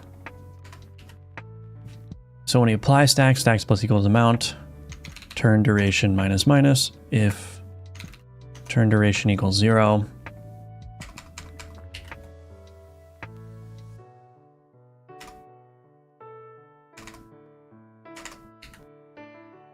Okay, so basically it's going to be 5 turns. Whatever stacks you add within that 5-turn window is going to burn. So then in here, we're going to do new fire status, magnitude, modify global status. This is called fire status. Fire. Okay, we've added a new status. Now I do need to add an icon for it, but let's see what the chat is doing. No, you said before that burn and poison would act very similar in game. Have you thought of a different way that fire would affect the target? Yes, so you're way ahead of me. Yeah, I want fire to be different. So the only way that fire is differentiated, at least right now in my current thinking, is that it has a delayed effect that does all the damage at once. So poison is a decay. So if you apply 10 stacks of poison, it does 10 damage the first turn, 9 damage the second turn, 8 damage the third turn, so on and so forth. Whereas fire would be like, as soon as you add fire, it starts a 5-turn timer. And whatever fire stacks end up being there at the end of that 5 turns is what gets applied all at once. So it's like, it's a delayed, it's a kind of like a delayed damage. It's almost like a bomb, kind of like a timed bomb. So you're not going to get immediate benefit out of stacking fire, but you know, after 5 turns or even 10 turns, I could change. It doesn't have to be 5 turns. It could be 10 turns. It could be 6 turns, whatever. But that's the way that I was thinking about differentiating it. But you're right about programming. I used to write games when I was a kid in BASIC in my Commodore 64. Even though the time gap is huge and programming is so much more complex, I benefit from ancient knowledge. Yeah, because it's all the same. You know, it's all just logic, and ultimately, whatever language you're working with is going to have the same fundamental concepts, you know. If you have shields or armor, fire can burn, destroy that. That's a good idea. Damage each turn, but increasing damage each turn by 1.5 or something. Okay, so like a damage factor. Fire can negate poison as it burns away the impurities. Okay, yeah, that's interesting. Burns build damage instead of fade damage. See, that is an interesting idea. So I think that's what Yannick was talking about. Increased damage.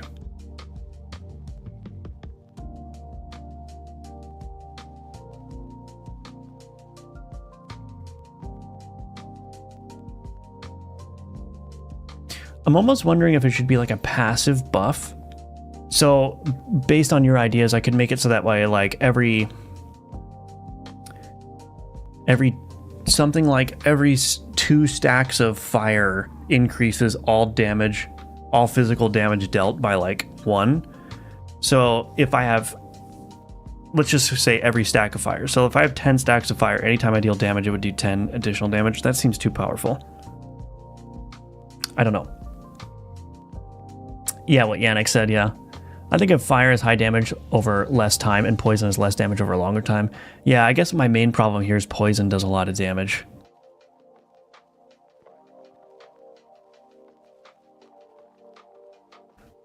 Deals the stack, but each turn have the probability to change stack to 0. Yeah, that's a good, yeah. That's a good idea. A necromancer may not like fire either because it destroys corpses, organs, etc. Yeah. Longer you're in the fire, the more it burns. I like these ideas. You could have one be non-stacking. Yeah, that's what I kind of like about making fire maybe just like a debuff rather than a direct damage, is that so poison can be the status effect that deals damage over time, but then fire could be something that you add to improve your physical damage on the board. So like it could be a way of like weakening the enemy such that when a skeleton hits them, you know, instead of the skeleton doing 8 damage, it might do 12 damage instead, like a damage buff, right?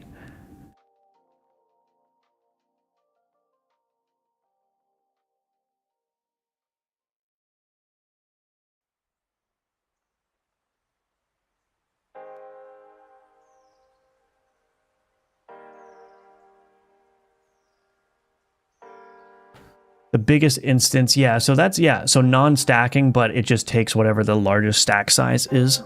That's a good idea. What if burn propagates to nearby objects? Well, the thing is, the burn is just going to apply directly to the health. It's not, I don't really have a concept of like, I don't have a concept yet of like applying a effect to a specific card. I mean, I guess I do have like paralysis and stuff, but I mean, that's an interesting idea. Fire could maybe weaken cards. Here's another thing, we could do stuff with turn cooldowns too, right? So it could be the case that fire can either increase or just like reset the turn cooldowns of the enemies. So you could imagine like if you have, you know, fire, once it ticks, it just like resets the cooldown of things. There's all kinds of stuff I could do here. If you apply 10 fire and then do 20 fire, you don't get 30 but just 20. Yeah, that's a good idea. So you're encouraged to go for big applications at once. I do like that idea. So yeah, you're encouraged. So with poison, it's just like apply as much poison as you can. But with fire, it's like you want to just make sure you can hit it as big as possible. Hello, Samir. I don't know how to answer this question. I'm sorry. I don't know. I'm not an authority on like how to make money with games. Not yet, anyway. But I'll let you know if I ever make a good chunk of money with my games. I'll let you know all my tips.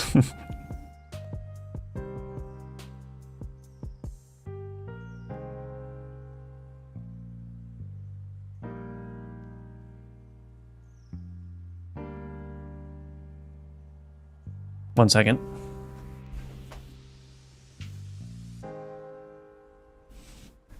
Burn enemies to bones and ash, collect the bones and ash profit. That's an interesting idea too. Having fire negate poison would be interesting. We keep people from mixing fire and poison because more of one build versus another. Yeah, AoE damage. You look at ARPGs for these sort of mechanics. Yeah, I know.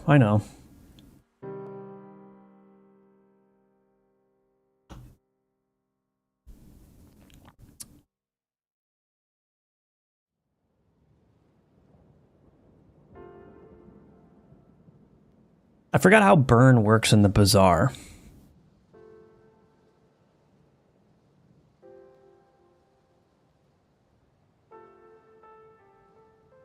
Anyway, let's just get this working, I guess.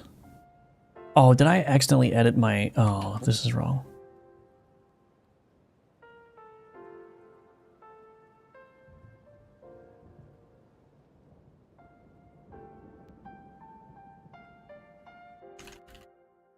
I didn't change the right script. I'm sorry.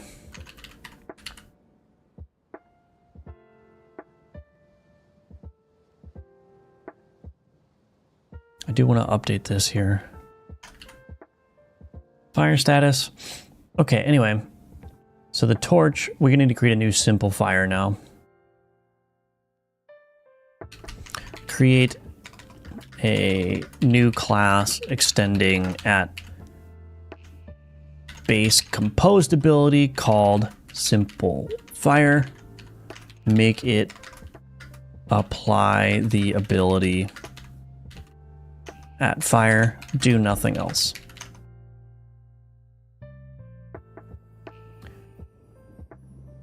Bazaar burn equals 0 poison. Bazaar poison does not decay and bypasses shield. Okay, interesting. Interesting.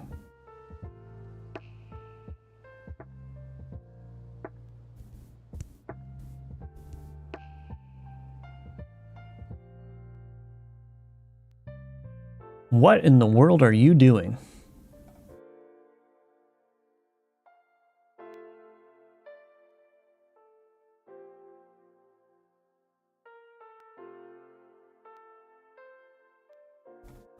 Private, read-only, fire ability. Yeah.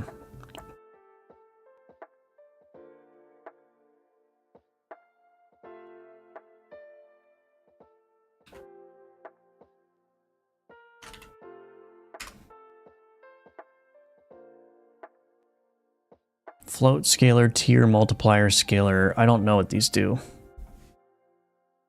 I created these scaling functions, but I don't remember. This is original magnitude tier.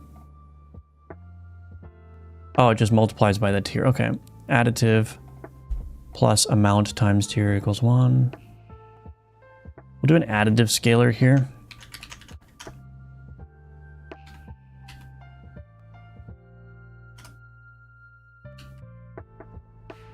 Oh, no. This needs to go into simple fire. Make float, make additive scalar 2.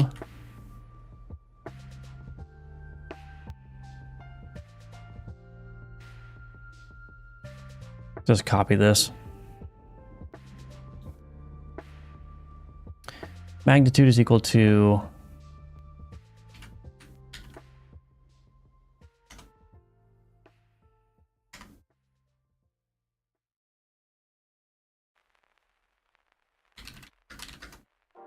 private read only int original magnitude. There we go. All right. Why is this? Okay. That's fine. Apply fire ability dot get. Goodness gracious.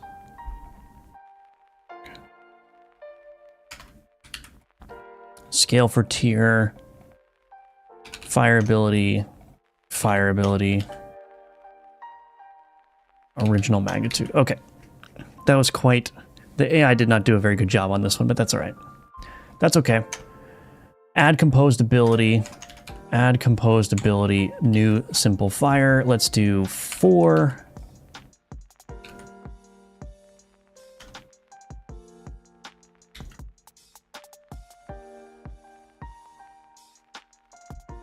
Oh, do I need to add composed abilities? Okay. All right. So we got the fire status in place. Game utils. Get card occupied. Where in the world? Card utils. Am I using this? I am not.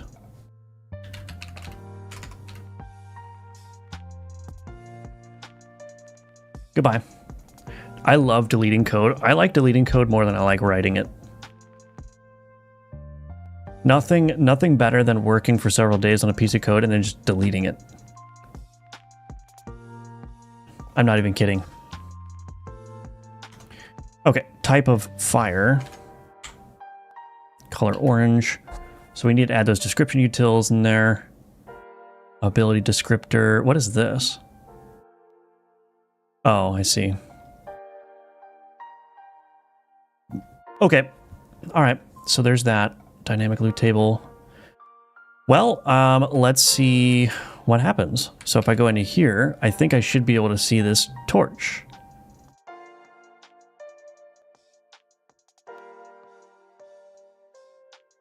Apply 4 fire. Fire deals damage equal to fire amount after 5 turns. Perfect. How do I usually structure my projects? I mean, it's very, very basic. I separate the assets, resources, scenes, and scripts. So a lot of people recommend that you put all the assets together with the scene. So like if you have the player, you would create a folder for the player and then put the player scene in there, you put the player script in there, and then you put any sounds and art related to the player in there. And that's kind of like keeping all the assets together so it's like a whole unit. I don't like that approach because what I inevitably end up doing, especially with sound effects, is I end up using the same sound effects for multiple different things in the game. And that just never worked for me. And additionally, with scripts, especially with C#, I don't want to have to scroll through a bunch of extra files to find my script. If I'm in the IDE, I want to just be able to look at the scripts here and just click through them like this, right? So I like to just keep everything separate. So I create a scripts, and I have the scripts directories mirror the scenes directory. So like the scripts are basically in the same path as the scenes. They just have a different root directory. And then assets, I just kind of organize that however I want, and just put the sounds and assets in there. And then resources, these are all my custom resources or anything that I'm saving, fonts and all that stuff. So that's the way that I like to separate the project out. But it's there's no like hard and fast rule, I don't think. I don't like merging everything together and having a bunch of like stuff mixed up. Burn in the Bazaar damages people twice per second. Poison is once per second and does not infinitely stack like poison, so it's good if you ramp it up. Oh, I see, okay. A little bit off topic, but checked out Nubby's Number Factory Any. Is that a game? I think I've heard of that. Maybe you could make it so that you can apply stacks of fire to the enemy. When the enemy uses attack card, it procs the damage. Oh, interesting. That is very interesting. That is really interesting.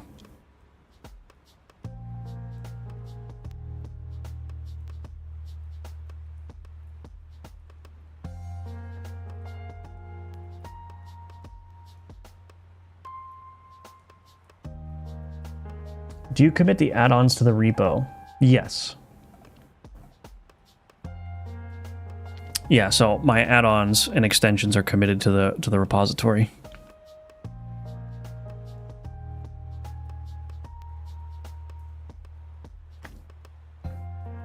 Let's create a new one. Let's just do 2 level 1 villager torch. Oops. I need to prevent new lines. Can I do that? Configuration editor.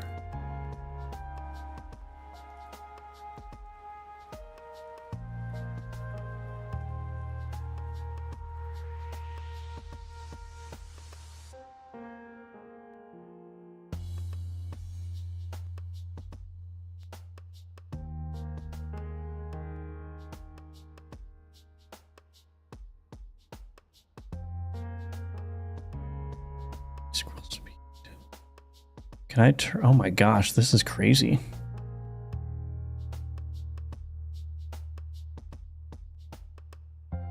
What kind of, is this a text edit? Yeah. Is there a better one to use? Input for single line text. Yes, that's what I want.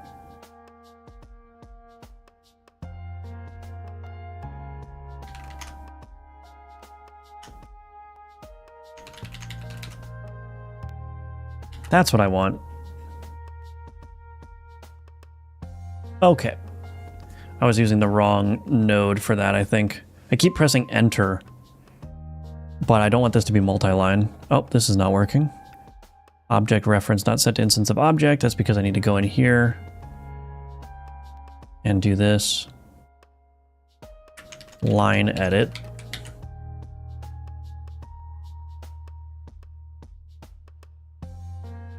Okay, let's see what happens here. So we'll create this board. Let's do level 1 villager torch. We want this to be 2 to apply dimensions. Save.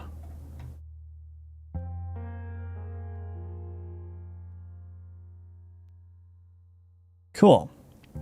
So how am I going to make this appear all the time? That's a good question. Oops.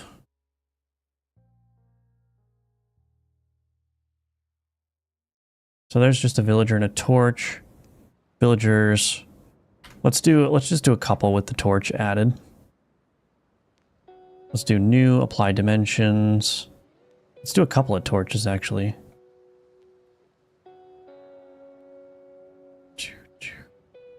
Just disembodied torches.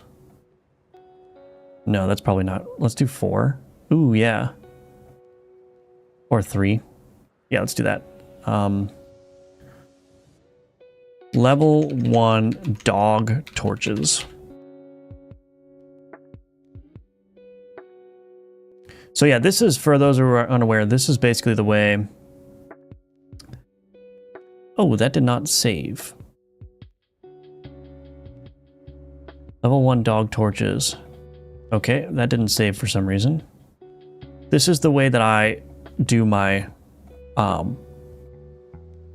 board configurations.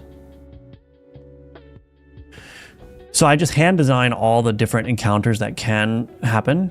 And the reason is because that just ends up being easier than trying to come up with an algorithm that can place the cards in a sensible way. So the plan is that I'll just design, you know, 100 of these encounters or whatever. And I do have an algorithm in place that roughly guesses at the power of the board. And so it's not going to choose configurations that are too difficult too early on. And then there is an algorithm to scale the individual cards as well in accordance with the difficulty. So like this torch, oops, that torch could be generated, well, whatever. That torch could be generated at a higher tier, for instance.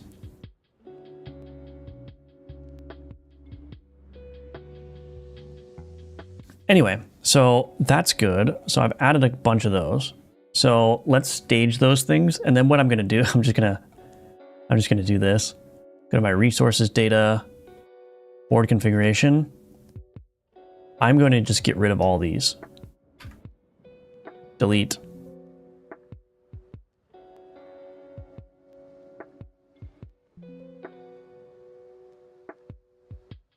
Ideally, I'd have a better way of doing that, but I just want to see if the torch even works.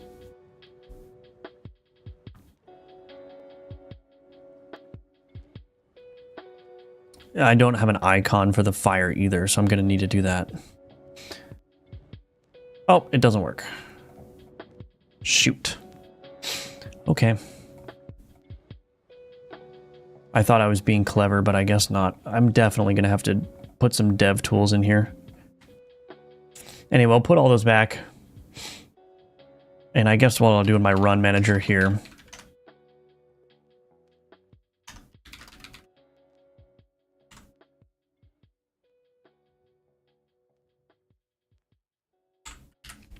We'll just do that.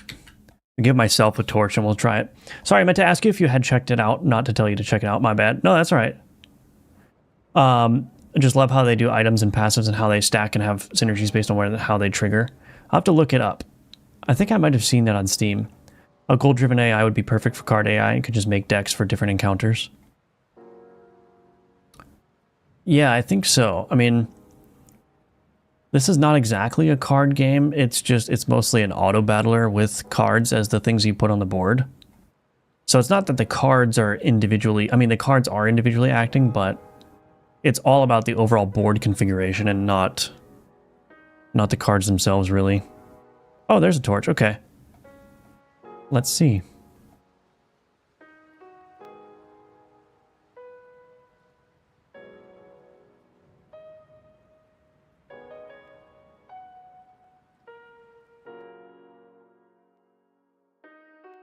That appears to have worked. I just need an icon for it. But I think it is doing 4 damage. Yeah, it just did 4 damage there. Very cool. All right, so let's get an icon in place. Where in the world would that be? I don't remember. Status. Oh, maybe it's in here.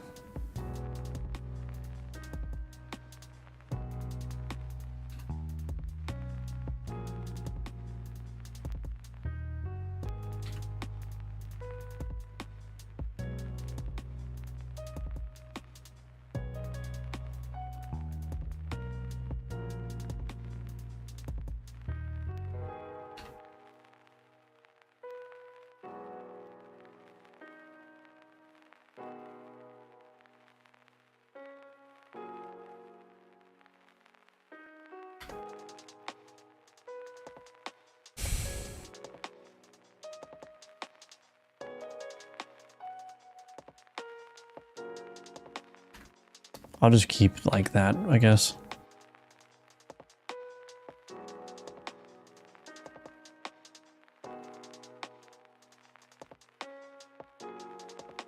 That looks pretty good. Can't complain about that, really.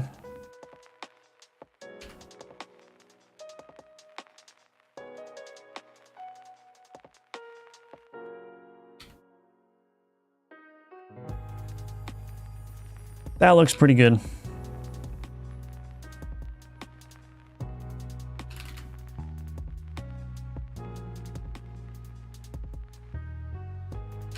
Status, status label. Okay, so we need the fire icon now.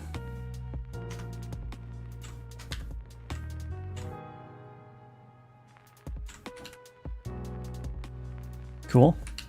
Build that. Goal driven together with a director AI would be absolutely perfect. But it's your game, so your choice.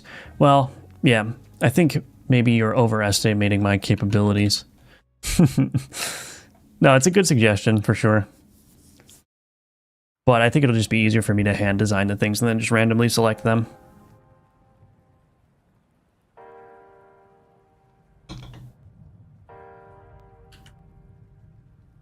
But we'll see. I mean, maybe it's possible that I'll find that the handmade encounters aren't really adding enough variety to the game, and I haven't decided against using like an AI driven board thing. It's just I wanted to get on with the development, so I used a easier approach for now. But if it suits my needs and it adds enough variety, then I'll probably just keep it. So it all depends. It's all up in the air. Everything is up in the air. That's part of the fun of game development, is you can just change things. You can just change things.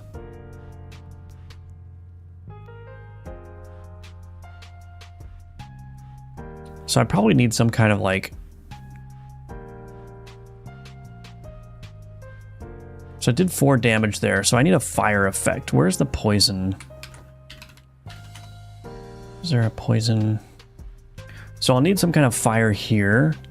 But when the poison ticks, status component. Okay, I don't have any sort of effect for when an individual status ticks. But it seems like the fire is working properly. So that's good. Add torch and fire status. So I'm still not set on how the fire is working here, but I think for the most part, like the most important thing is that there's a fire status that is functional in the game, and I can change that later.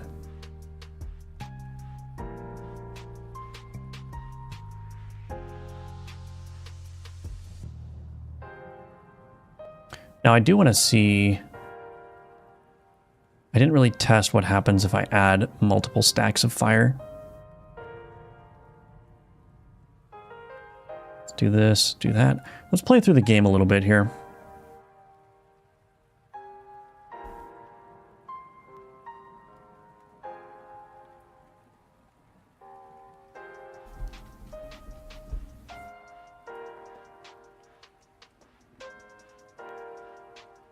Sweet.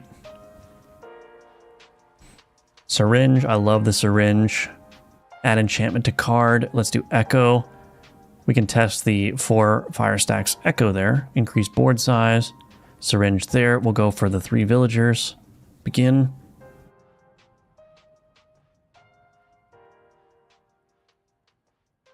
Ow. So yeah, we'll have a fire effect there.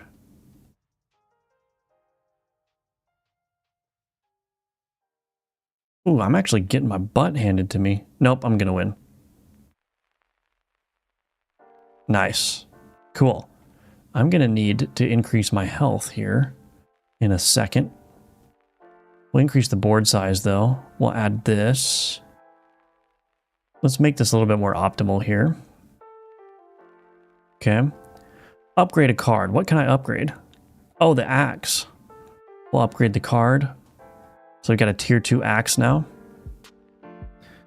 All right, 107. Dog, prayer beads, villager 2. Let's do it.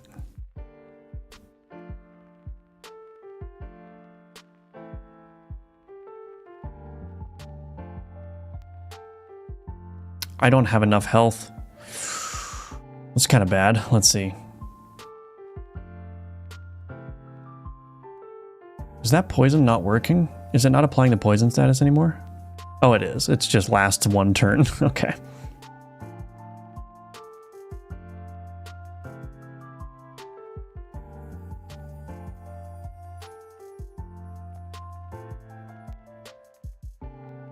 Nice. That went smoothly. Phylactery. Ooh, that's a good one. Goodbye, Torch. I'm sorry. You were fun for a while, but I'm going to put the phylactery in here now. Booster. Increase board size again. Might as well. Ooh. I can put the Torch back. Welcome back, Torch. Increase board size, add enchantment. Where's the health? Give me health. All right. Let's see. I think let's do Echo on this because then that's going to buff the phylactery twice when it runs. So put the Echo on that, and then let's try the hardest one. Ooh, okay, so here's tier 2 Torch. Apply 6 fire, apply 6 fire. Begin.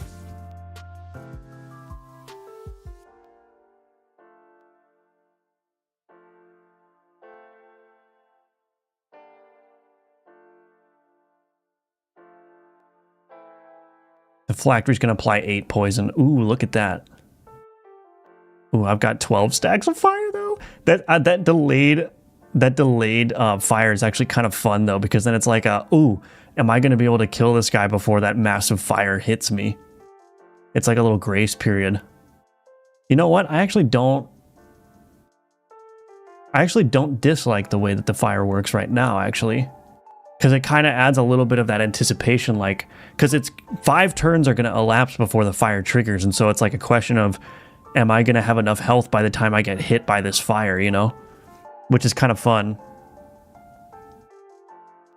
Time to change this into a card-based auto-battler first-person extraction shooter.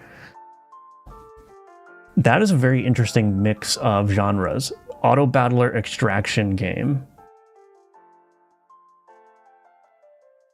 I actually had I don't know, I guess I was daydreaming, but like if this game ends up being relatively successful, I think I do want to make a sequel. I mean, I'm thinking way ahead, so this is, like I said, this is just me daydreaming, but if this game ends up being relatively successful, I kind of want to go the direction of backpack battles and like make a sequel to this game that is like an asynchronous multiplayer game, and then giving that like extraction shooter elements would actually be super cool, I think. So like you beat a player board that has a really powerful card, you loot that card, now you have that card, and you can just choose to like end the run, like extract with it. That's a very interesting combination of genres.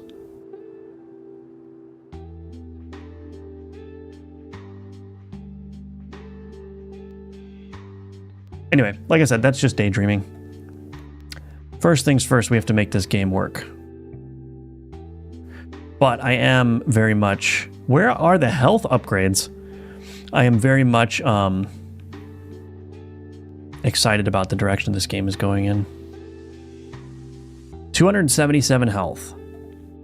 I think I'm pushing my luck here, but let's see. Even though I haven't gotten health upgrades, I've been able to increase my board size to the point where I can output some good DPS. So, I'm not going to win. Oh, I'm not going to win at all.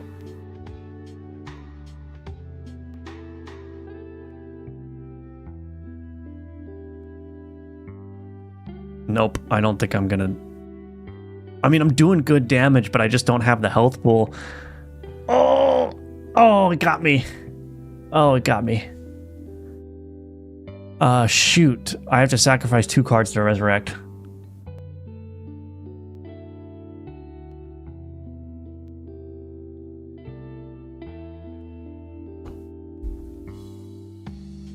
We'll get rid of that. And what else? What else? Maybe the incense. Those are probably my least impactful cards. Resurrect. Okay. That felt really good too. I actually felt like I was making a tough choice about how to resurrect. That feels really good, that resurrection mechanic. I like that a lot, actually.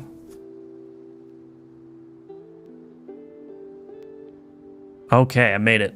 Whew! Can I have some health? I've got 75 blood things. Okay, there we go. Where is that? Did I delete the health upgrades from this game? What happened? Card to upgrade. Upgrade. Applies 3 poison. There we go. Increase health by 15. Okay, here's the boss. Now, the boss health doesn't scale, so I'm basically just going to win this one right away. That's all right. 6.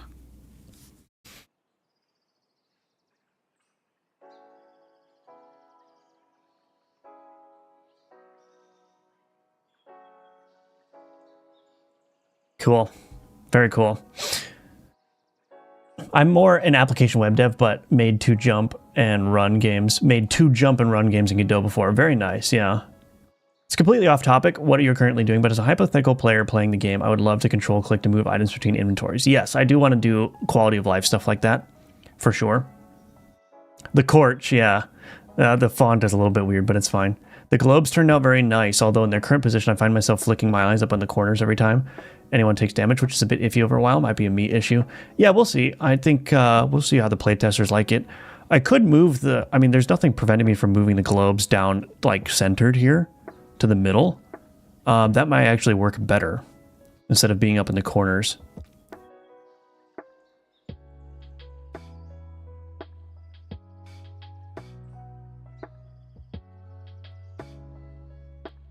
But yeah, there's nothing preventing me from doing that. Is that the burn counter or the burn damage multiplier? That's the burn damage, the number there. So that's how much damage you'll take when the burn procs. Maybe with, yeah, I'm going to change this. I'm probably going to make the first resurrection free and then require 1 card for every additional resurrection.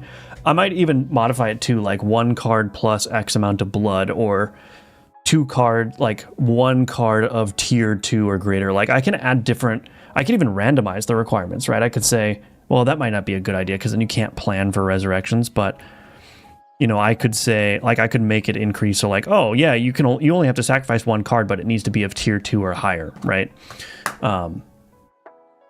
Make a card whose main use is to function as a sacrifice for resurrection. Yeah, I was thinking about that too. I actually wrote something down, which is interesting. Where, let's see. A sacrificial lamb would be really cool.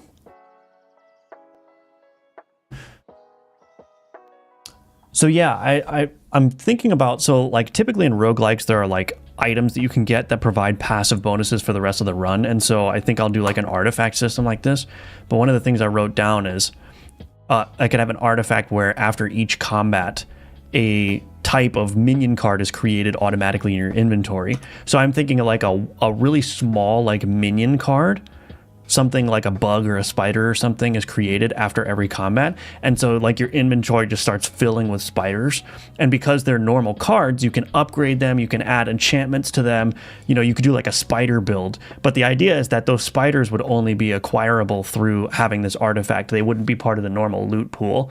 So it's like you get cards exposed to you that you can use for things like the resurrection. If you just want to generate spiders and throw them in the resurrection altar, you could do that. Or you could create, like with all the spiders you're getting, you could just upgrade it to like tier 6 and have like this really tiny spider that is just absolutely dominating. So anyway, but yeah, like a sacrificial lamb is a cool idea, which is just a card that basically does nothing, but allows you to, like it satisfies the resurrection requirement no matter what the requirement is. That's a very cool idea. So let's do this. Sacrificial lamb. So we've got lamb bone ring and sacrificial lambs. Automatically fulfills resurrection requirements. And it does nothing else.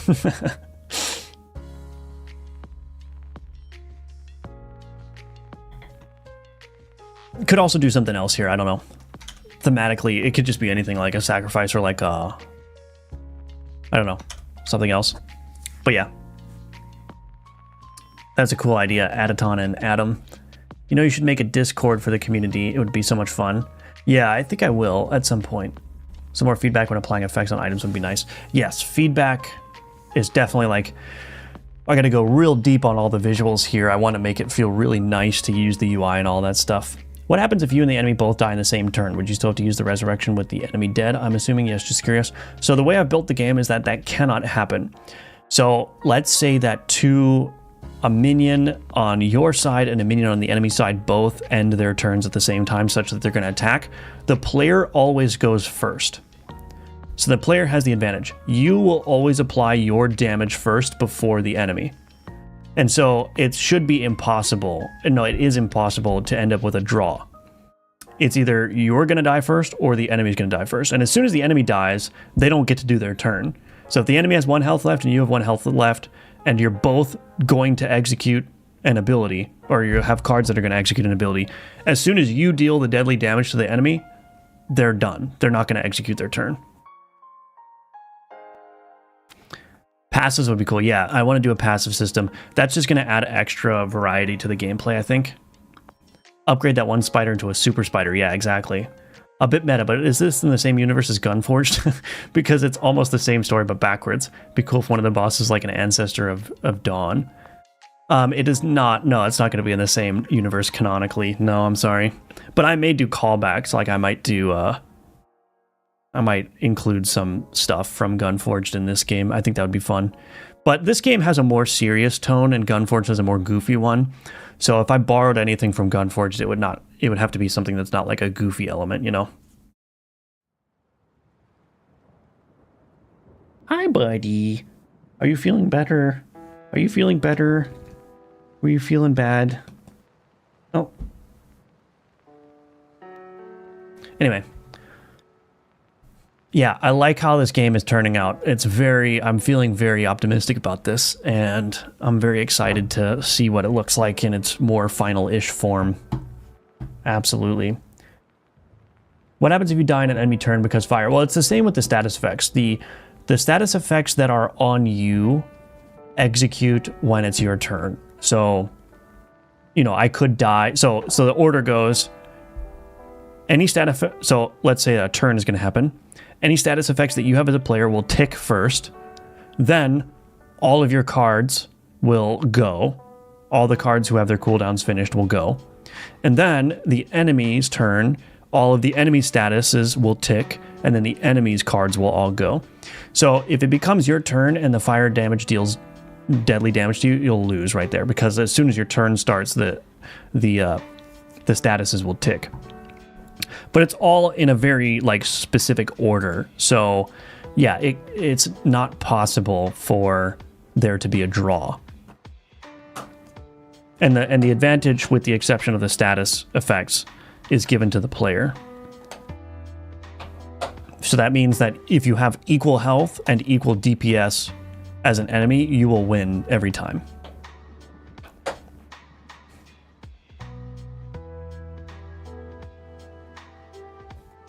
Okay, so let's see. Yeah, I think that's it. All right. Anyway, that's going to be it for the stream today. Thank you so much for watching. It was a lot of fun to get all that stuff done. Still a lot of work to do, but we'll just continue working on this over time, and, you know, that's what we'll do. So yeah, hope you all have a great rest of your day. Again, please check out Gunforged if you're interested in supporting my work. It's a great way to support me, like I said, financially, but you also get a fun game out of it, in my opinion. And please consider leaving a review if you end up playing the game. I want to get to 50 reviews. I'm at 49 right now, so that would be great. Also, you could check out my Udemy courses. Those are linked in the description below as well. And you can like the video, subscribe to the channel, watch my other content. Those are great ways to support too. All right. Thank you everyone for watching. Thank you all for being here. Hope you all have a great rest of your day. I will not be streaming tomorrow, unfortunately, because I have something going on in the morning, but I may stream tomorrow afternoon, so hit the notification bell if you want to be notified of that. Otherwise, I'll be back here. Oh, wait, you know what? I won't be streaming on Thursday either. Oh, these morning appointments are killing me. So the next 2 days, I'm going to do streams at random times. So yeah, you'll have to hit the notification bell if you want to be notified when I go live. But I should be back at it 10 a.m. on Friday. So I hope to see you all there. And anyway, thank you, Dusty. Very much appreciate that. And yeah, it's Obsidian for sure. Thank you, Yannick. All right, bye-bye, everyone. And I'll see you, if not Wednesday or Thursday, then on Friday. All right, bye-bye.